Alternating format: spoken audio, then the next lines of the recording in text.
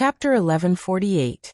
Through the feedback from the mirror image, Duque let out a long sigh of relief when he found out that the main force did not come to support him. Instead, they went straight to the Molten Hound King. Initially, Duque had been thinking of nurturing William if he had the chance. However, it had turned into an extremely urgent battle of life and death. Duque was a little sad, but he wasn't surprised. After spending so much time in Azeroth, Duque had learned a lesson. No matter how weak a boss was, it wouldn't stick its neck out for you to chop. That was why Duque had long since lured the Horde into fighting Nefarian. Even if the Horde couldn't win, he couldn't let Nefarian be in a guerrilla position, so that he could attack the Alliance's rear at any time. Now it seemed that he had made the right move. If the Alliance wanted to grasp the pulse of fate, they would need to kill at least half of the 10 leaders of the Molten Core. Now that Boss 1 and Boss 3 had been defeated, as long as Duque could drag it out long enough, Boss 2's dog King Magmadar wouldn't be a problem. The problem was the bosses that were rushing over. Duque assessed the situation. Under the simultaneous manipulation of the system elf, his phantom doppelganger and mirror doppelganger had already cleared half of the monsters. The focus was still on Baron Geddon and the bosses that were likely to come. Majordomo Executus, the manager of OL9, was a strategist, but his combat power was not high. Without its underlings, it was just a coward. Old 8 was the boss of the lava giants, Gearmange the Incinerator. His huge body and hopelessly slow movement speed made it impossible for him to come all the way to the exhibition. Although Old 7's Saffron Forerunner was a fire demon, according to the scale of the map, it was at least 500 kilometers away from here. It should not be able to make it in time. The appearance of Garland, the leader of the Earth Elementals in OL4, was inevitable. Baron Geddon was already in front of him. The only variable was the 6th boss, Fire Demon Boss Shazra. This fellow was a disgusting person who could teleport and cause explosions everywhere he went, scaring people. If it appeared alone, it would not be a problem at all. If it came out to cause trouble while the team was attacking Garland and Baron Geddon, it would not be surprising for the team to be wiped out. Fortunately, it couldn't rely on itself to teleport, so it probably had to run all the way here. Even so, Duke still didn't want to see more than one boss at the same time. Because in his mind, Duque did not even want to imagine the scene of his lover lying in a pool of blood. He could resurrect, but they couldn't. Duque suddenly gave a wry smile. So the key to not being caught in a pincer attack is to see if you can kill quickly? In the end, the burden is still on my shoulders. Maybe this is what men are like. Duque's figure appeared in front of Baron Geddon again. A man. A leader. The two enemies, who were hundreds of times different in size, stared at each other from afar. In the name of the Fire Demon King, die. Human. That was the Flame Lord's earth-shattering roar. In the name of the Great Alliance, perish. Bastard. This was the determination of the Alliance commander. Living bomb. And mana combustion descended again. But this time, Baron Geddon didn't hit anything. The target it locked on, in the first 10th of a second before it attacked, was still breathing, had magic flowing, and had a complex magic circuit. However, after it threw out the ultimate skill, it hit an empty human figure that instantly dissipated, as if its fatal magic had only hit a mass of air. Fake. Fake. Everything was fake. After hitting 12 extremely realistic mirror images in a row, even though Baron Geddon was a fire elemental with a high degree of intelligence, it had to start to doubt its own judgment. Where was the abominable human who killed its companion? Couldn't find him? It didn't matter. The fire elemental had its own unique way of finding people. Baron Geddon suddenly roared. Repent in the fiery hell. Human. Suddenly, an extremely standard huge ring of fire, with its conical foot as the center, spread in all directions at a high speed. The huge wave of fire easily engulfed everything in its surroundings and burned them to ashes. The super high temperature wave of fire even blew up a few lava surges that were running back and forth and constantly attacking the illusion of Duque. The surging waves of flames engulfed every crevice in the sunken cave. At this moment, a figure was forced out of stealth mode. It was Duke. He was bathed in fire, and even the hair on his body was on fire. But he still made a throwing gesture without a care. Ha! He exhaled and used the last of his strength to throw an icicle more than a meter long at Baron Geddon. Rather than saying it was an icicle, it looked more like a javelin. This ice javelin, which seemed to come from the depths of hell, pierced through the curtain of fire without any hindrance, cut through the sky, and stuck straight into Baron Geddon's chest. The Baron didn't mind at all. If he could completely erase such a strong enemy from the world with a little injury, it would be worth it. Unfortunately, the next second he didn't think so, because more Duque appeared around him. Front, back, left, right, up in the sky and down on the ground. From the ground to the huge pillars, from the pillars to the top of the rock stratum. Almost every place where a person could stand, there was a Duque holding up an ice javelin. I am Duque. I am also Duque. We have endless Duques. You stupid guy, can you use your limited power to kill every me? Those mirror images of Duque opened their mouths at the same time, but said different things, almost causing Baron Geddon to have a mental breakdown. It wanted to treat these Duques as fake illusions. But they weren't. Each of the dukes could throw a javelin that hurt it. On the other hand, no matter how many living bombs it used, it couldn't stop more Duques from appearing in front of it. If it wasn't careful, a Breaking Dawn-level ice arrow would unequivocally give it deeper and heavier injuries. Similarly, Duque, who poured most of his magic power into illusions and attacks, was extremely fragile at this time. If even a little bit of the overflowing destructive power fell on Duque, it would seriously injure Duque. Duque's face was brimming with a rare smile. This was a feeling he hadn't felt for a long time. Dancing on the tip of a knife. Disco dancing on a grave. Singing loudly before death. In the midst of despair and hardship, he wrote a heroic epic that belonged only to Duke alone. How long did Duque fight? How many ice arrows did he shoot at Baron Geddon before he was killed? Duque didn't even count himself. When his magic circuit became empty, Duque finally waited for the next boss. Duque smiled coolly. Yo. You're a step too late. Chapter 1149. 1 step ahead was a genius. 2 steps ahead was a monster. 3 steps ahead, and the whole world could only look up to you. With Mount Hyjal as his base equipment, Kil'jaeden's exquisite equipment, and Sardra's Moonlight Grail, which had a magic speed effect that exceeded 3 eras, Duque was able to pour out all the magic that he couldn't normally use up in 10 minutes. Admittedly, Duque's average equipment was 2 steps ahead of the current era. However, considering that he was dealing with Mana Burn and Living Bomb, which were known as the nemesis of all magic classes, it was commendable that he was able to get such dazzling numbers. Duque didn't count, but that didn't mean that the system elf didn't count. In the end, in 601 seconds of battle time, the statistics were 10 Ice Barrier, 5 Ice Bloodline, 36 Ice Shield, 386 Flash. Including the magic clone, a total of 1086 ice arrows were equivalent to full power casting. The damage caused was 10 times that of Baron Geddon's own vitality. Right. That's right. 10 times. Duque discovered this problem as soon as he started attacking. In a special area full of flames and lava like the molten core, the purest fire elemental leader could recover its vitality by absorbing the fire elements in the surrounding air, and even in the lava. In a sense, Duque was even fighting against a small part of the molten core. At the last moment, Duque even opened the wide ice shield and pulled Baron Geddon into the world of ice and snow that he had forcibly squeezed out of the molten core and killed him. Duque was very tired. From body to soul, every corner and every molecule was full of fatigue. Looking at Jarl, the earth elemental boss that was like a moving mountain, Duque laughed. Mortal, you actually killed the servant of the great Ragnaros? Jarl questioned Duque in a slightly vague but extremely thick common language. Pfft. Duque laughed shamelessly. Sorry. My hand slipped and I accidentally killed 2 of them. Did my hand slip? Careless? Looking at his 2 dead companions, Gehenna's, whose head had fallen off, and Baron Geddon, who had turned into a pile of high-energy bodies, Jarl could not suppress his anger.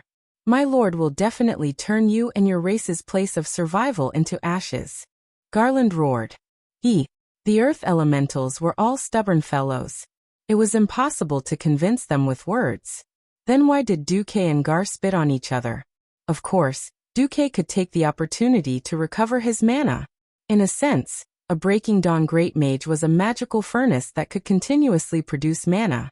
While they were talking, Duque's magic power had recovered to 3%.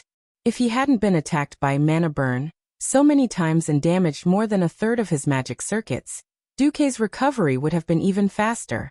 But for now it was enough for Duque. Without any warning, a Duque and 8 knockoff liches of the Scourge army appeared near Garland and his Oathkeeper brothers at the same time. Whoosh whoosh whoosh. More than 36 ice spear technique hit the faces of Garland and his underlings with a series of rapid wind-breaking sounds. Ice spears was a simplified version of an ice arrow. It could be shot instantly, but if the opponent was not frozen, then the ice spears would have no power. However, using it to provoke others was a different matter. Sorry. My hand slipped. An ice spear hit the rough outline of Garland's face. Of course, to recognize an earth elemental's facial features, other than the pair of red eyes, the position of the other facial features had to be discussed. My hand really slipped. Bang. Another shot was fired. My hand slipped again. Bang. Another shot was fired. Sorry, since my hand slipped so many times. Why don't I do a manual comedy on your face? Another shot. Duque's hand slipped for more than 100 shots. It couldn't be helped. Someone had accidentally set the ice spear to automatic firing, and one misfire resulted in so many shots. It's hard for me too. Don't move. Big guy, I'm drawing *T on your hand. Oh no, I'm drawing a comedy. Someone who was rotten to the core yelled. While being chased by the hill like Garland, he used the ice spear to draw something indescribable in the shape of a pyramid on Garland's face. If Garland had lungs, they would probably explode in anger. Garland's rocky body was glowing with a layer of faint red light. It was definitely a chore to kill a thick-skinned earth elemental leader. Of course, if one were to simply kite and drag the opponent around to buy time, the difficulty would plummet. The price of having a strong defense of the earth elemental was having short legs. He didn't even know how to teleport, and he wanted to catch up to Duque? Unknowingly, Duque and his phantom doppelgangers had already pulled Garland and his brothers apart. After Duque played kite for about 5 minutes, the heroes of the Alliance finally arrived. The 3 Windrunner sisters who arrived first could not help but laugh. This was because Duque was yelling as he was being chased. Then Gavin Rad, who was the second to arrive, was also amused. This was because he saw a line of words in the common language on Garland's huge rocky chest. I have a divine artifact on me. Come and kill me. After a short moment of surprise, everyone's hearts were heavy. This was because they saw Gehenna's, who had lost his head, and Baron Gedon, who had been reduced to ashes. Even though they were already dead, their huge bodies still exuded a fierce aura. Everyone's heart skipped a beat. They did not expect that so many people had risked their lives to kill 2 leaders, but Duque had also killed 2. Even though there were not many traces of a battle around Gehenna's, and Duque had probably killed him by assassination, a kill was a kill. No one could ignore the glory of killing the enemy leader single-handedly. If it were not for Duque, perhaps everyone would have been wiped out. The enemy leader's endless tricks made everyone's hearts palpitate even after victory. It was not an exaggeration to say that Duke Marcus was indeed the #1 person in the Alliance. Everyone could not help but feel respect for Duque once again. Seeing that the paladins who could tank the monsters had successfully taken over the batons from their doppelgangers, and tanked the Oathsworn of Fire, Duke simply ordered Magni to stay behind to deal with the 6th boss Shazra, who might appear. He then gave a simple instruction on how to fight the Oathsworn of Fire. Duke finally could not hold on any longer and collapsed into Tyron's arms. Everyone could roughly guess the relationship between Duque and Tyron, but Duque still attracted some attention when he hugged her so openly. Soon, everyone understood, because Duque had fainted. Tyron smiled gently. You've worked hard, Duque. Chapter 1150. Duque had a good dream. He dreamt that he was rubbing himself between Tyron's Mount Hyjal to his heart's content. Then in a daze, Duque felt a sense of comfort, but also pain. In this conflicted state, Duque woke up. The first thing he saw was Tyron's smooth and fair thighs. Having a lap pillow was indeed one of life's greatest benefits. Then Duque saw a scene that made him break down. Tyron noticed that Duque had woken up and retracted her left hand at lightning speed. Duque had an awkward expression. "Tyron, what are you doing?" "No, I." Tyron stammered for a few seconds before finally admitting her guilt. She looked like a child who had done something wrong. Don't you always use your Duke Excalibur to make people hover between life and death? No matter how I say no, no matter how I beg for mercy, you won't let me go. It's rare to see such a cute sword today. I'm thinking if I can make your sword longer and tie a slip knot or something. If possible, I'd even like to try tying a bow." Tie a slip knot? What kind of bloody bow is this? Uncle can tolerate this, but Aunt can't. Duque turned into the most ferocious wolf and wanted to pounce on Tyron on the spot. Just as Duque was about to make his move, Tyron's eyes flickered. Her pure face and slightly mischievous expression merged together perfectly. She smiled and said, "Duque, although I don't mind, but..." Duque was not afraid of anything except but. Every time there was a but, there would always be trouble. As expected, Duque heard a commotion. Only then did Duque realize that the place where Tyron had placed him was not far from the battlefield. It was only about 300 meters away. The heroes of the Alliance dragged Garland's underlings, the Flame Oathmen, out of the cave and dealt with them one by one. Then they killed Garland before Old Six Shazra arrived. Following that, the experts of the Alliance figured out Shazra's fighting style and patterns without anyone teaching them. The clamor just now was the cheers of this group of people celebrating their victory. Ha ha ha. Who else? Ragnaros, how many followers do you have? Let's do it all at once. Otherwise, I'll have to look for them one by one. The arrogant short king, Magni Bronzebeard, raised Shazra's head high and stood on the hill of earth elements formed after Jarl's death. He put on the posture of the king of the world and laughed non-stop. "That's because your legs are too short to run," the masked female thief Valera said. The king of Steel Furnace Fort's heart was petrified. No, his entire body was petrified. A gust of wind would blow him away. The heroes of the Alliance were celebrating their victory. The oldest among them, Mograine, sat on a large rock and panted heavily. Tyrion walked over with a smile. "How are you, Alexandros?" Very happy, but also a little tired." Sigh. "Time and tide wait for no man." Mograine sighed. No. You can still fight for another 10 years. Tyrion waved his hand.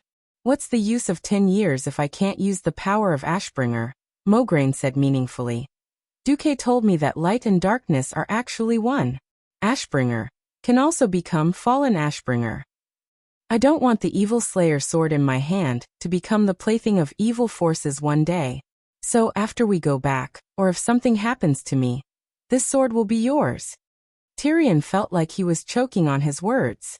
How could a true martial artist not wish to have a divine weapon that he could use with his own hands? Duque had Gandalf, the legendary sword of the white-robed sword saint. Turalyon had the royal sword Quel'Zaram. Mograine had Ashbringer. Every godly sword had its own legendary story, which was sung by bards all over the world day and night. As long as there were humans, their legends would continue to be passed down. That was the supreme glory of a warrior. As a noble paladin, Tyrion was envious, but not jealous. But when he heard that Mograine was going to pass the sword to him, his heart still failed to live up to his expectations, and began to beat wildly. That was excitement. Not out of greed, but based on the excitement of being able to better destroy evil. Don't hesitate, and don't be ashamed. Your noble character and firm will are worthy of this divine weapon. Actually, you don't have to. Just as Tyrion was about to continue, Mograine raised his hand to stop him. Everyone's pursuit is different. Everyone has heard Duque's hint, but I feel that instead of pursuing a false eternity, it is better to live a wonderful life. I have enjoyed wealth, bathed in the glory of Lordaeron, fought against the deepest evil, and upheld the glory of Her Majesty the Queen. My only regret is that I could not raise my son to be the best paladin, but I have no more regrets." Tyrion was silent, listening to Mograine's almost monologue. I believe that the existence of paladins should eulogize and uphold all that is good in the world. We do not demand perfection, but we must first do our best and set an example for the world. So as a human, birth, aging, sickness, and death are inevitable processes. I do not intend to go against the laws of nature. And the noble and pure holy light must also receive a better inheritance. With that, Mograine held the long hilt of Ashbringer with one hand and handed the second half of the hilt to Tyrion. Almost as soon as Tyrion touched Ashbringer, the sword bloomed with a dazzling golden light. That was proof that the divine sword recognized Tyrion as its next master. Everyone looked back, stunned, but also gratified. Yes. Birth, aging, sickness, and death. The rise and fall of fate. That was life. At some point, everyone started applauding. At the same time, before Duque had time to warm up with his woman, someone came to find him. Boss Duque, did you see something like this on the fire elemental leader? The three Windrunner sisters, who were the fastest on this side, rushed to Duke's side. On the other side, Gavin Rad arrived. In his hand was something that looked like half a skull of some creature. The wind and thunder aura lingering on it told everyone that it was no ordinary epic equipment. Duque reluctantly withdrew his claws from Tyron's butt and coughed. Damn you! Why do you want this sword? You're not the one carrying the big guy. A sword? A sword? Gavin Rad's eyes lit up. Ha ha ha. This thing is destined to belong to me. If it's a sword, Magni would never want it. Chapter 1151. Hammers are the dwarves' romance. Gavin Rad put his hands on his hips and imitated Magni's arrogant manner and tone, making all the ladies laugh. Duque was speechless for half a second. Also, I can feel the power of wind and lightning on it. It's quite similar to my power. If Gavin Rad hadn't mentioned it, Duque would have forgotten that this guy had also obtained the power of lightning from the Storm Altar when he went to save Kuel Salis with him. This made Gavin Rad go from being the last of the 5 Silver Sages to being on par with the other 3, second only to the strongest Uther. Now, if he had the power of lightning and the wind sword, it wouldn't be perfect, but at least it would be a good result.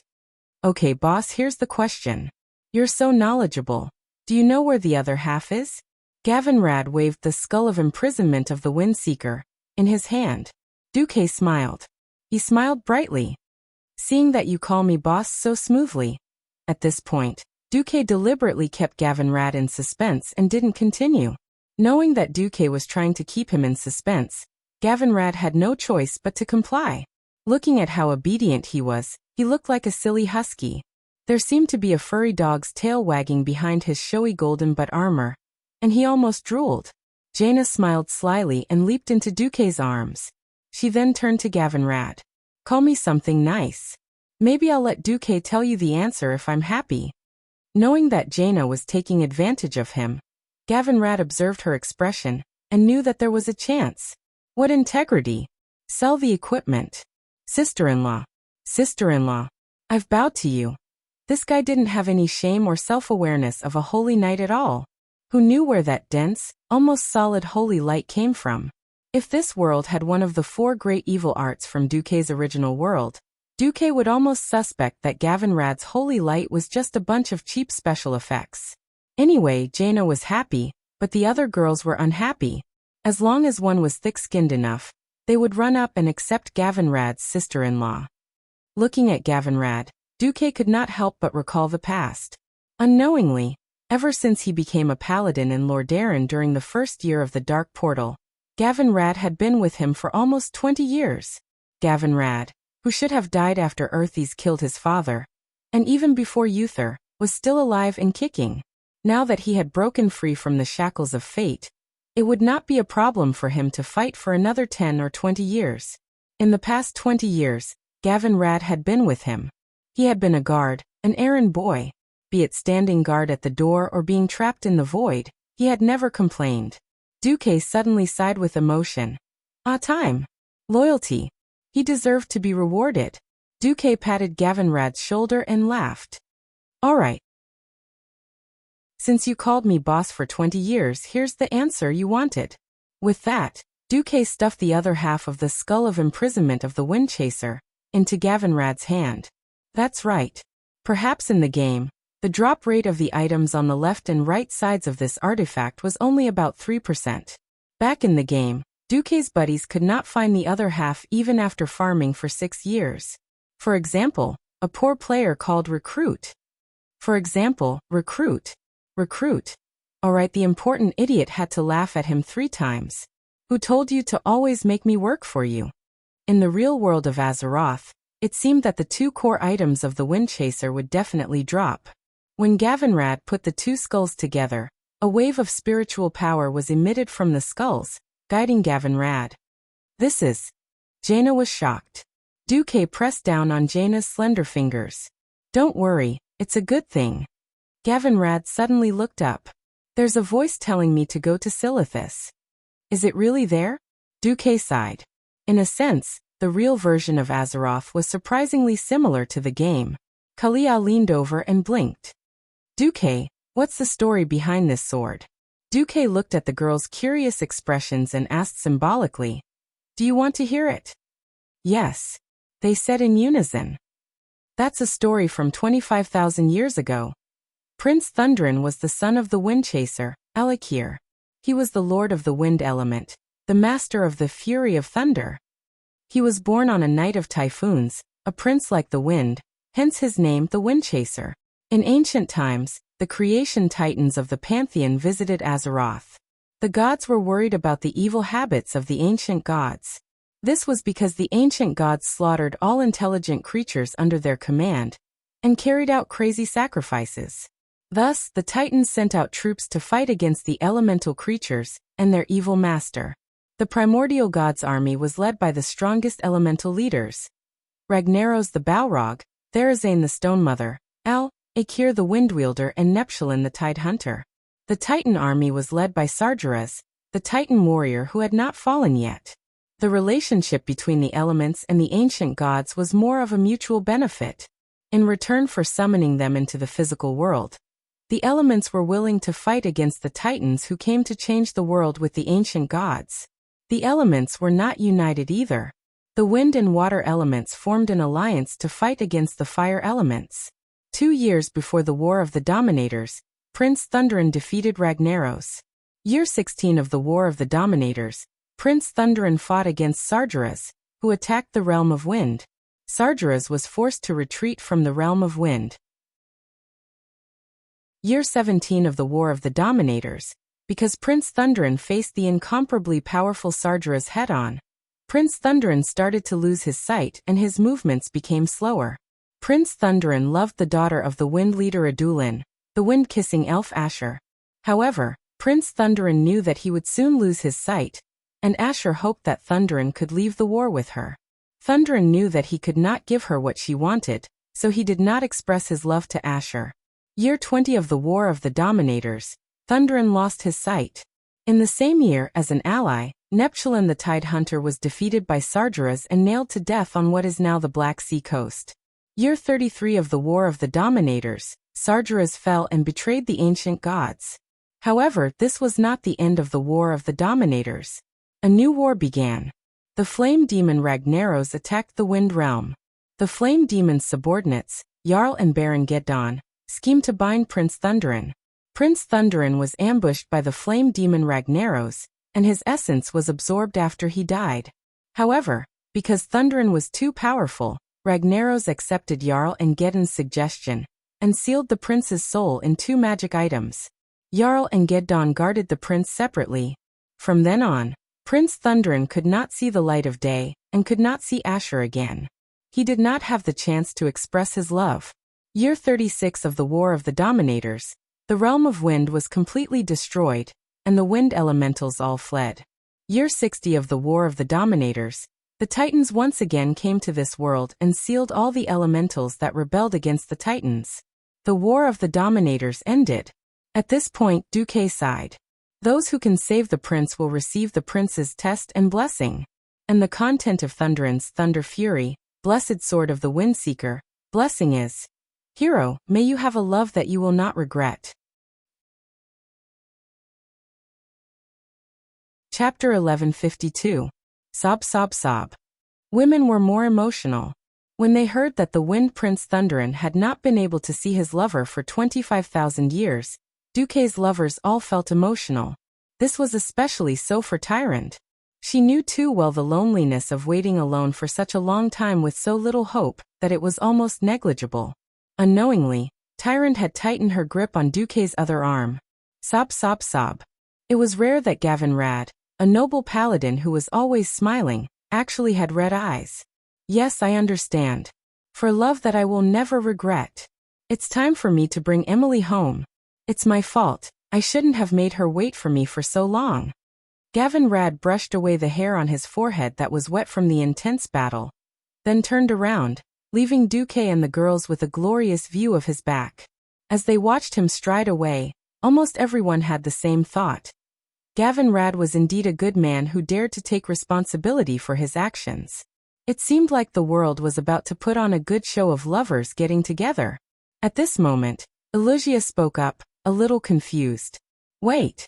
Why do I remember that Gavin Rad is already married, and his wife's name isn't Emily? The atmosphere suddenly fell silent. At that moment, all the girls looked at Duke. Wait. What does Gavin Rad's death have to do with me? Guilty. Duke quickly typed with both hands to prove his innocence. Oh no, he raised both hands to prove his innocence. Humph. It's all your fault for teaching Gavin Rad the wrong way. Queen Sylvie directly sentenced Duke to death. Duke felt wronged. He did not expect that giving the wind sword would cause him to be implicated. Could it be that he had to risk the wrath of all the warriors, thieves, and paladins in the world just to steal this divine sword? Haha. Just saying. Just saying. For a moment, Duke felt as if he could feel the resentful gazes of his companions who had only obtained half of the skull of imprisonment of the Windseeker. He thought back to the time when he picked up Azenatha's warblade that no one wanted. He would trade it to the thieves he met and enjoy the pleasure of being scolded, but the other party could not do anything to him. Sigh, I really am a mage of noble character and unquestionable integrity. Speaking of which, he had killed 6 of Ragnaros's subordinates in one go.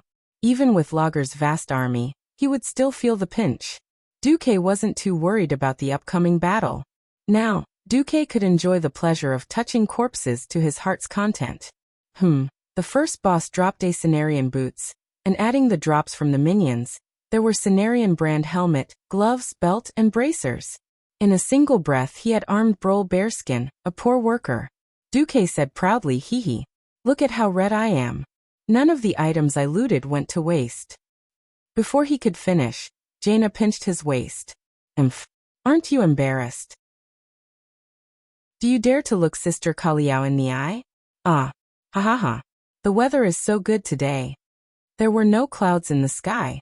Nonsense. How could there be clouds on the ceiling of the cave? Duque looked left and right, but refused to look at Kalia, who was mainly equipped with excellent equipment. It couldn't be helped.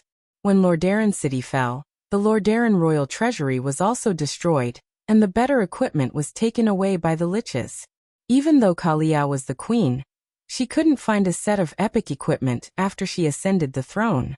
After all, exquisite equipment wasn't easy to find. Kalia secretly tugged at Jaina's sleeve. Jaina, it doesn't matter to me. Don't blame Duque after all, no one knows what spoils of war we can loot. Jaina said angrily. We all know that. But I just can't stand that scoundrel master. He clearly dropped nearly half a set of Demon's Heart, Warlock equipment that no one wanted, and he's still pretending to be lucky. Kalia, let me tell you. Exquisite equipment can't be too much. At a critical moment, not only can it save your life, it can also save the lives of your comrades. Of course, the eye-catching top-grade equipment would make people anxious, and want to call Yao Yao to report that there was a pretentious criminal committing murder here. Similarly, after enjoying the bonuses of high-tier epic-grade equipment, or even divine equipment, it would be very uncomfortable to drop back to the original level. Originally, it would take 100 frost arrows to deplete the mana, but now it would be useless after 80 shots. How could they get used to it? Duque also knew that his hands were black, and hurriedly swore that if he touched the corpse again, he would chop off his hands. He ran over and hugged Kalia when no one was looking, and blew hot air into her ear. Kalia, don't worry. After we defeat Ragnaros, we still have to go to Blackwing's nest to find trouble with Nefarian. When that time comes, we will have better equipment. Since the new year, there had been a rare opportunity to be alone. Her Majesty, the Queen of Lordaeron, was hugged by Duque's slender waist. Of course, she would listen to whatever Duque said. Well, as long as everyone is safe, I don't care about anything else. Sigh. That's the good thing about girls. Duque couldn't help but glance at Tyrant. He had really led the High Priest astray. After killing the 6 bosses, the situation suddenly opened up. The powerhouses of the Alliance had more important things to do. Master, is that right? Vanessa stood in front of a 10-meter square flame rune and raised the bottle in her hand that was emitting a blue glow. Yes. Pour it down. Duque nodded. What was in the bottle was no ordinary thing. It was the water essence of Duke Hydraxis, who had obtained the water elemental energy of Hydraxia. After killing the leader of the Molten Core, and then destroying the energy supporting the Molten Core, the Flame Rune would be able to shake Ragnaros' control over the Molten Core. That was not what Duque wanted. Duque, Ronan, and the other mages worked together to cast a spell, and built a larger 3-dimensional magic circle around the Flame Rune. As the water essence fell down, the Flame Rune let out a squeak, similar to the sound of metal being quenched in a blacksmith shop. In the next second, 2 Breaking Dawn mages and a group of Radiant Moon mages activated the magic circle, isolating all the energy coming from the Molten Core. On the flat ground, a cold wind suddenly swept up, causing the other powerhouses watching from afar to shiver. Suddenly, the shadow of a huge water elemental appeared on top of the destroyed Flame Rune. It was naturally Duke Hydraxis. Well done, Your Excellency Duke Marcus. You are more powerful than I thought. I thank you on behalf of the water elemental energy of Hydraxia. Duque smiled and took a step forward. When I sent Ronan as an envoy, I said that we have a common enemy, didn't I? Chapter 1153. Once the water elemental Duke Hydarsis heard this, his dark blue eyes, which were formed by the condensation of high-purity water elements, immediately shone with a dazzling light. Yes, we have a common enemy. Then my previous proposal, Duke Hydarsis said in a decisive tone. We water elementals do not have as many twists and turns as you humans. You have fulfilled your promise as an ally, so we will naturally abide by the covenant. Then Hydarsis raised his fingerless right hand that was like a sandbag. A huge fountain with a diameter of at least 20 meters and a height of 100 meters suddenly rose behind him. Then elite water elemental warriors continuously poured in. They were taller and bullier than the average water elementals, and the strong elemental aura lingering around them could be easily felt even by non-spell-based professionals. They scattered in 4 directions in an organized manner, and then some of the weaker water elementals began to set up new magic arrays on the ground outside of Duque's magic array. Mograine came to the smiling Duque's side. You want to do something big? Yes. Very big, very big. The smile on Duque's face made Mograine feel an inexplicable sense of anticipation. That's right, before entering the Molten Core, Duque did say that he wanted to build a forward operating base inside. But it had been more than a month since they entered, and Duque did not mention this at all. In this place where there was only the seemingly eternal light of the lava, if not for Duque's extremely strange concept of time, probably no one else besides Tyrant, who believed in the moon goddess, would be able to figure out time. Yet, Duque's timing was shockingly accurate. Mograine and the others had almost forgotten about the forward operating base. Now, it seemed that they had to kill the opponent's leader and snatch the energy node of this underground space before they could open a base. 15 minutes later, when more than 2,000 water elementals had tossed around the surroundings, the powerhouses of the Alliance were pleasantly surprised to find that the surrounding environment within a radius of 3 kilometers had really changed. Even with Duque's wide domain ice barrier, to resist the dust and lower the temperature, the air was still a little bad. Because inside the shield, there was no way to avoid Duque's rich mana. Now that the surrounding water elementals had erected a huge water elemental shield, the air instantly became fresh and natural. Because the water element that Hydacia used was the most basic water element in nature, which was different from the water element that Duque transferred from the element's realm using his magic energy. That was not all. Duque and the others immediately opened a medium-sized teleportation gate. The first to be teleported over was an entire group of Dalajan mages. They immediately got to work and prepared an even bigger portal. Duque didn't do anything.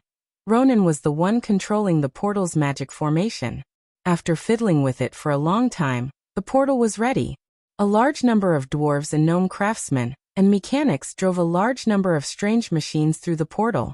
One had to know that the amount of mana required for teleportation was proportional to the weight and volume of the object being teleported, as well as the strength of the life form. The mana used to teleport this group of troops. Just look at the high-purity magic crystals that were priceless a moment ago turning into dull crystals that were casually thrown to the side, and it was obvious how terrifying it was. The master craftsman, Gerben, greeted Magni, and led his gnome engineering team to a suitable place under the protection of the water elemental troops to set up the machinery. At this time, Duke Hadasis came over. He bowed slightly. The first fulcrum has been set up. The Hadasia assault team is on standby. Once you have rested, you can set off to the next flame rune location. Duque nodded. Although we really want to destroy all the flame runes in the molten core as soon as possible, I don't recommend splitting up or setting off immediately. It's fine. Hadasia has been waiting for the chance for revenge for 25,000 years. I don't care about this moment. Leave the protection to us. Please rest well. At this time, Jaina came over and pulled on Duque's sleeve. Hey, don't you think there's anything different here? Jaina pointed at her mage's peak. There's nothing different. It's still tall and straight. Duque stopped halfway through his sentence. It was indeed a little horrible to look at. Originally, Jaina's mage's peak looked like a white steamed bun. It was big and white, but now it looked black. It was like a black cornbread made from the skin of wheat. Duque's heart ached when he saw it. So he eagerly went to Duque Dasis and made a small request. The Alliance's hero squad started setting up camp. It was a large lava pillar that rose from the ground all the way to the top of the lava. Close to 30 people from the hero squad set up camp around the pillar. When it came to enjoyment, Duque was definitely at the level of corruption and depravity. He could make things difficult for anyone but himself.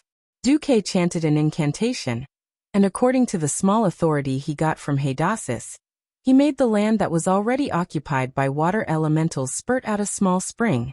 Duque grasped the air with his left hand, and pure arcane energy ground the pillar at high speed. The base of the pillar, which was originally sloping at a 45-degree angle, was forcefully carved out into terraced ponds that looked like terraces.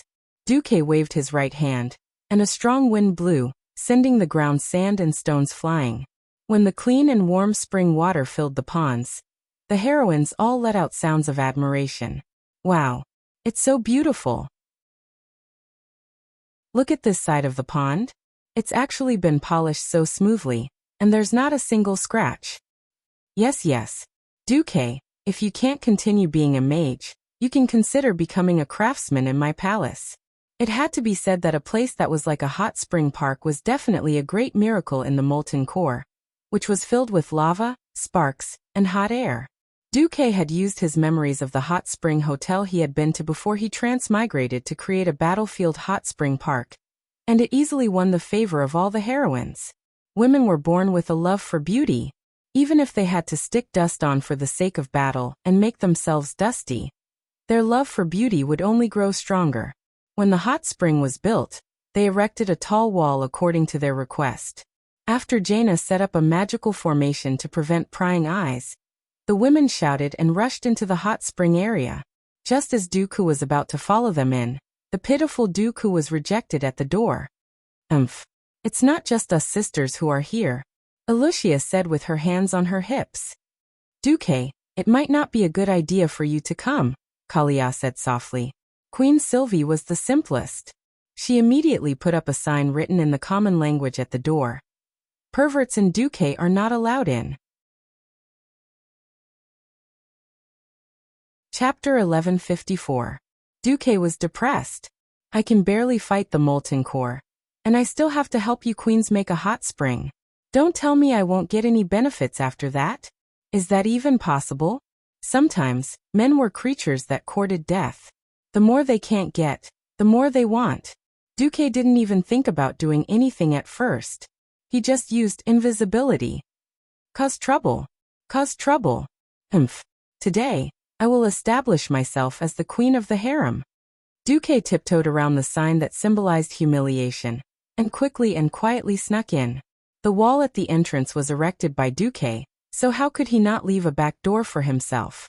With a light press, a beautiful revolving door appeared on the seemingly intact wall.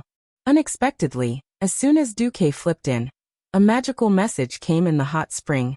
The girls were chattering and teasing. Men were discussing women. Women were evaluating men. This was a truth that would never change throughout the ages. Will Duque sneak in? Kalia asked her sisters in a low voice. All of them answered in unison. Definitely. Queen Sylvanas added, I know that guy won't be able to hold it in. But don't worry, the wind will tell me he's coming. Sister Sylvanas, are you going to deal with him? Elugia asked. Of course. We can't give in to that guy too much, or he'll have no bottom line. Queen Sylvanas was resolute. Sigh. I was thinking if Duque sneaks in, should I shout no to lighten the mood, or don't stop to provoke him? Tyrant cupped her face, which always looked pure and holy no matter what time it was. Her words caused a few of the thin-skinned fellows to blush. Sigh. Female drivers can't afford to get hurt while racing. However, unexpectedly, even after the girls finished bathing and playing, Duque still didn't come. Did anyone see Duque? What happened? Jaina asked the people around her after coming out. Ronan, who was in charge of the portal, replied, Master? He seems to have something urgent, and went back through the portal. Urgent? What kind of urgent matter would make the commander of the Alliance personally rush over? Needless to say, it was an urgent matter. Black Rock Mountain was littered with corpses. The blood that should flow had long since dried up. The violent heat roasted everything that came close, regardless of whether they were alive or dead. There were thousands of orc corpses, but none of them had their backs facing the Blackrock Tower. There was not a single wound on their backs. All of them had died because their bodies had been torn apart by a powerful force. In the distance was a vast and boundless crimson plain. Nearby, a small branch of the tribe was desperately running towards the plains at the foot of the mountain. Their mounts, the Velociraptor, had long since died on the mountain, leaving only a few trolls carrying a few burly figures on the crudest stretchers. One of the orcs on the stretcher was clearly covered in wounds, but he was still shouting at the top of his lungs, Put me down! Put me down! I'm going to fight it out with those bastards.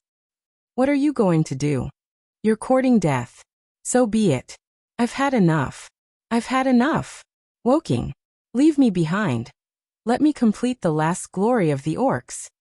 Grom, who was wrapped like a dumpling on the stretcher, struggled with all his might. Was that a roar? Was it a cry?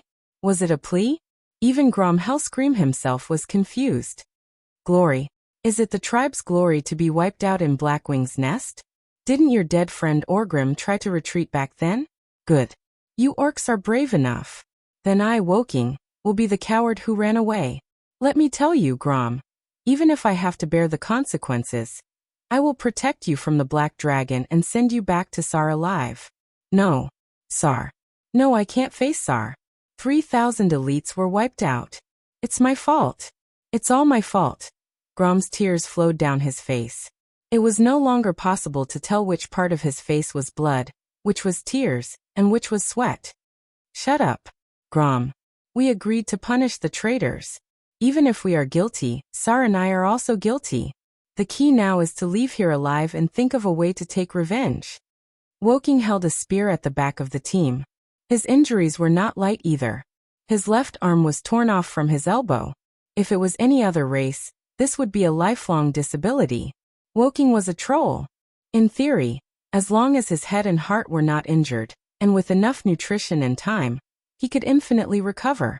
Thus, after a bloody battle, everyone's injuries were about the same, but Woking's condition was the best. Revenge? How? There's a magic array here. All teleportation and magic messages have been disrupted. but I sent out a distress flare as agreed. Now we can only hope that the Alliance will keep their promise and send a rescue team to save us." At this point, Woking's mouth was full of bitterness. The tribe that was once incomparably powerful now had to ask for help from their former enemy. This could not be more ironic. Suddenly, a terrifying roar came from behind them. Roar. It was the roar of an ancient beast. Grom was in despair. "Damn it! That thing actually chased us out. It's over. Unless the Alliance gathers all the strong ones, there's no way they can compete with it." Not only Grom, but even Woking was in despair. He looked back and finally stopped. Yes, it's too late. Even if the Alliance bandits saw our flare, when the distress signal is sent out, they can organize a rescue team to come over. They can probably pick up our bones. A giant red beast rushed out from the Black Rock Mountain toward the gate of the burning steps. It spread its huge red wings and soared into the sky. With just a few flaps, the shadow of its wings had already covered the tribal chiefs. It was an incredibly powerful primordial red dragon. His eyes were bloodshot as he stared at Woking and his men. Strange things also happened at this time. It was clearly the most terrifying pursuer, and one of the main culprits of the destruction of the 3,000 elite orcs, but its words were filled with the darkest despair. "Oh, no. Go away. Leave me. I can't control myself anymore. I don't want to kill you, because your deaths will make my sins worse." Although Woking wanted to refute, "If you don't want to kill us, don't attack." But Woking knew that the actions of the red dragon had nothing to do with its will. It was also a tragic existence. Its name was the Fallen Valistaz. Chapter 1155. What Wajin didn't know was that Valistraz was originally a powerful ancient red dragon. He was originally instructed by the Red Dragon Queen to spy on Nefarian, who was causing trouble in the Blackrock Spire. Unfortunately, the Red Dragon clan was clearly not made for covert operations. The Black Dragons were. This was like asking a burly Tauren to be a bandit and steal the wallet of a sneaky night elf bandit. The outcome was naturally as hilarious as it could get.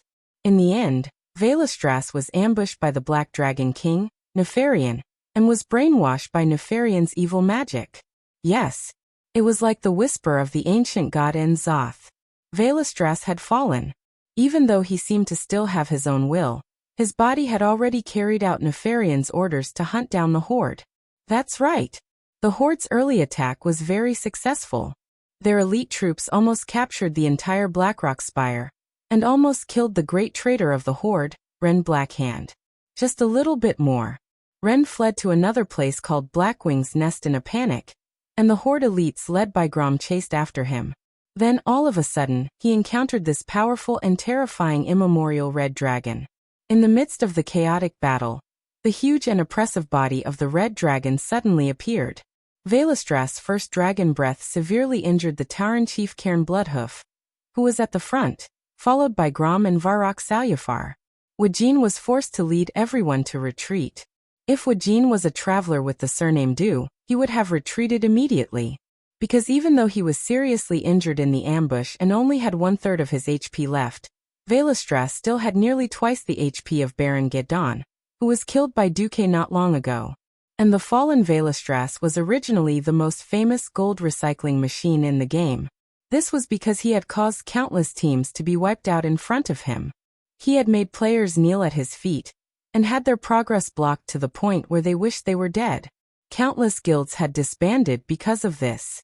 He was both a super boss and an existence that carried the resentment of countless players. At this moment, in a place with no cover, they encountered a terrifying crimson dragon that was half a step into the demigod realm. Even the strong-willed Wajin and Grom could not help but feel despair. Grom suddenly sighed dejectedly. "Ah, Woking. I really want to see the day when the tribe is truly revived." Wajin smiled bitterly. "Me too. Was this the darkness caused by the loss of all the flags? Was this the last sound of the tribal horn? Or was it the despair of having no way out?" The sky was so bleak that not a single cloud could be seen. The land was barren and lifeless. Looking in all directions, he could not see the slightest bit of hope. Grom stared blankly at the sky. "Bastard Duque, I don't want to owe you a debt in hell." All of a sudden, Lord Howl felt as if he had seen something in the sky above him. Is that a black dot? Or is it a bloodstain left on his eyeball? Grom struggled to open his eyes, and was shocked to find that the black dot seemed to be growing at an unimaginable speed. In less than a second, it became a behemoth that occupied his entire field of vision. This is Roar. A dragon's roar that seemed to come from ancient times shook the eardrums of every tribal warrior. Wujin raised his head in shock and glanced at it, then closed his eyes in pain. Because that was the color of the enemy, black. No one knew how many warriors of the tribes had died under the claws and mouths of those young dragons with black wings. Crimson Dragon and Black Dragon. Does the goddess of fate think that we are not dying fast enough? Suddenly, Wujin laughed wildly. His laughter was full of desolation. His two white curved tusks trembled under the sun, as if he was laughing at himself. At the very last moment, a shocking change that none of the warriors of the tribe had expected happened without any warning. Roar you? Onyxia? Why are you? Foolish degenerate. You don't deserve to call my name. Onyxia? Everyone in the tribe was dumbfounded. In their memory, wasn't this female black dragon who stirred up trouble in Stormwind City, and almost made it to the upper echelons of the alliance sealed by Duque? Without giving them the time to react, the two ancient dragons, one red and one black, who were definitely the largest in terms of size, actually started fighting fiercely in the sky behind the tribe's small team. The fallen red dragon, Veristas, spat a mouthful of dragon breath at Onyxia. Unexpectedly, the black dragon, who seemed to be injured as well, nimbly dodged to the side, perfectly dodging the flames of the dragon breath. Even though the fallen red dragon had turned its long snake-shaped neck to face the black dragon princess halfway, the black dragon princess still dodged the dragon's breath as if she had foreseen it.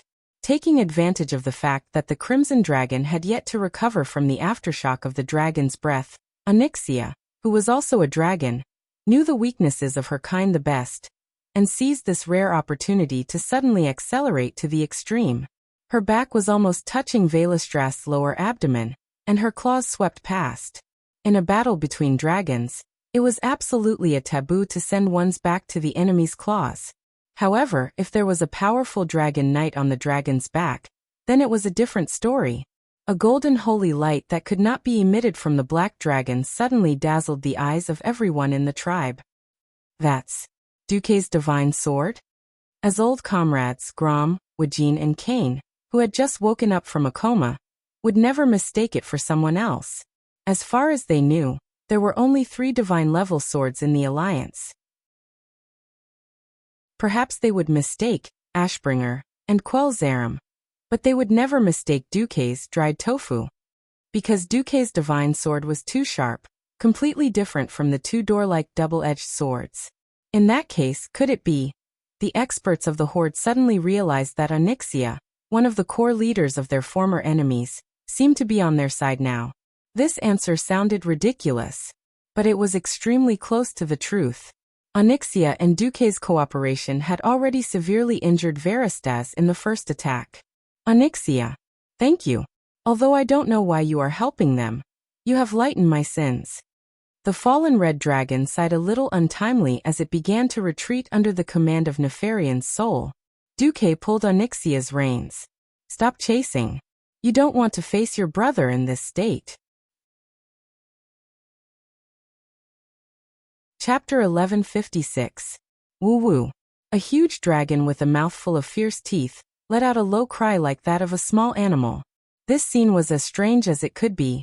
The other side muttered, I don't have the face to see other people of my race. Shame. What a disgrace. On one side, the giant black dragon was obediently descending from the sky, and the tribal chiefs were very conflicted. If they hadn't clearly seen that the one sitting on the back of the dragon was Duque. Duque was holding a long dark blue magic rein, and the black dragon's chest had the insignia of the Alliance and the Marcus family, they would have probably turned around and run.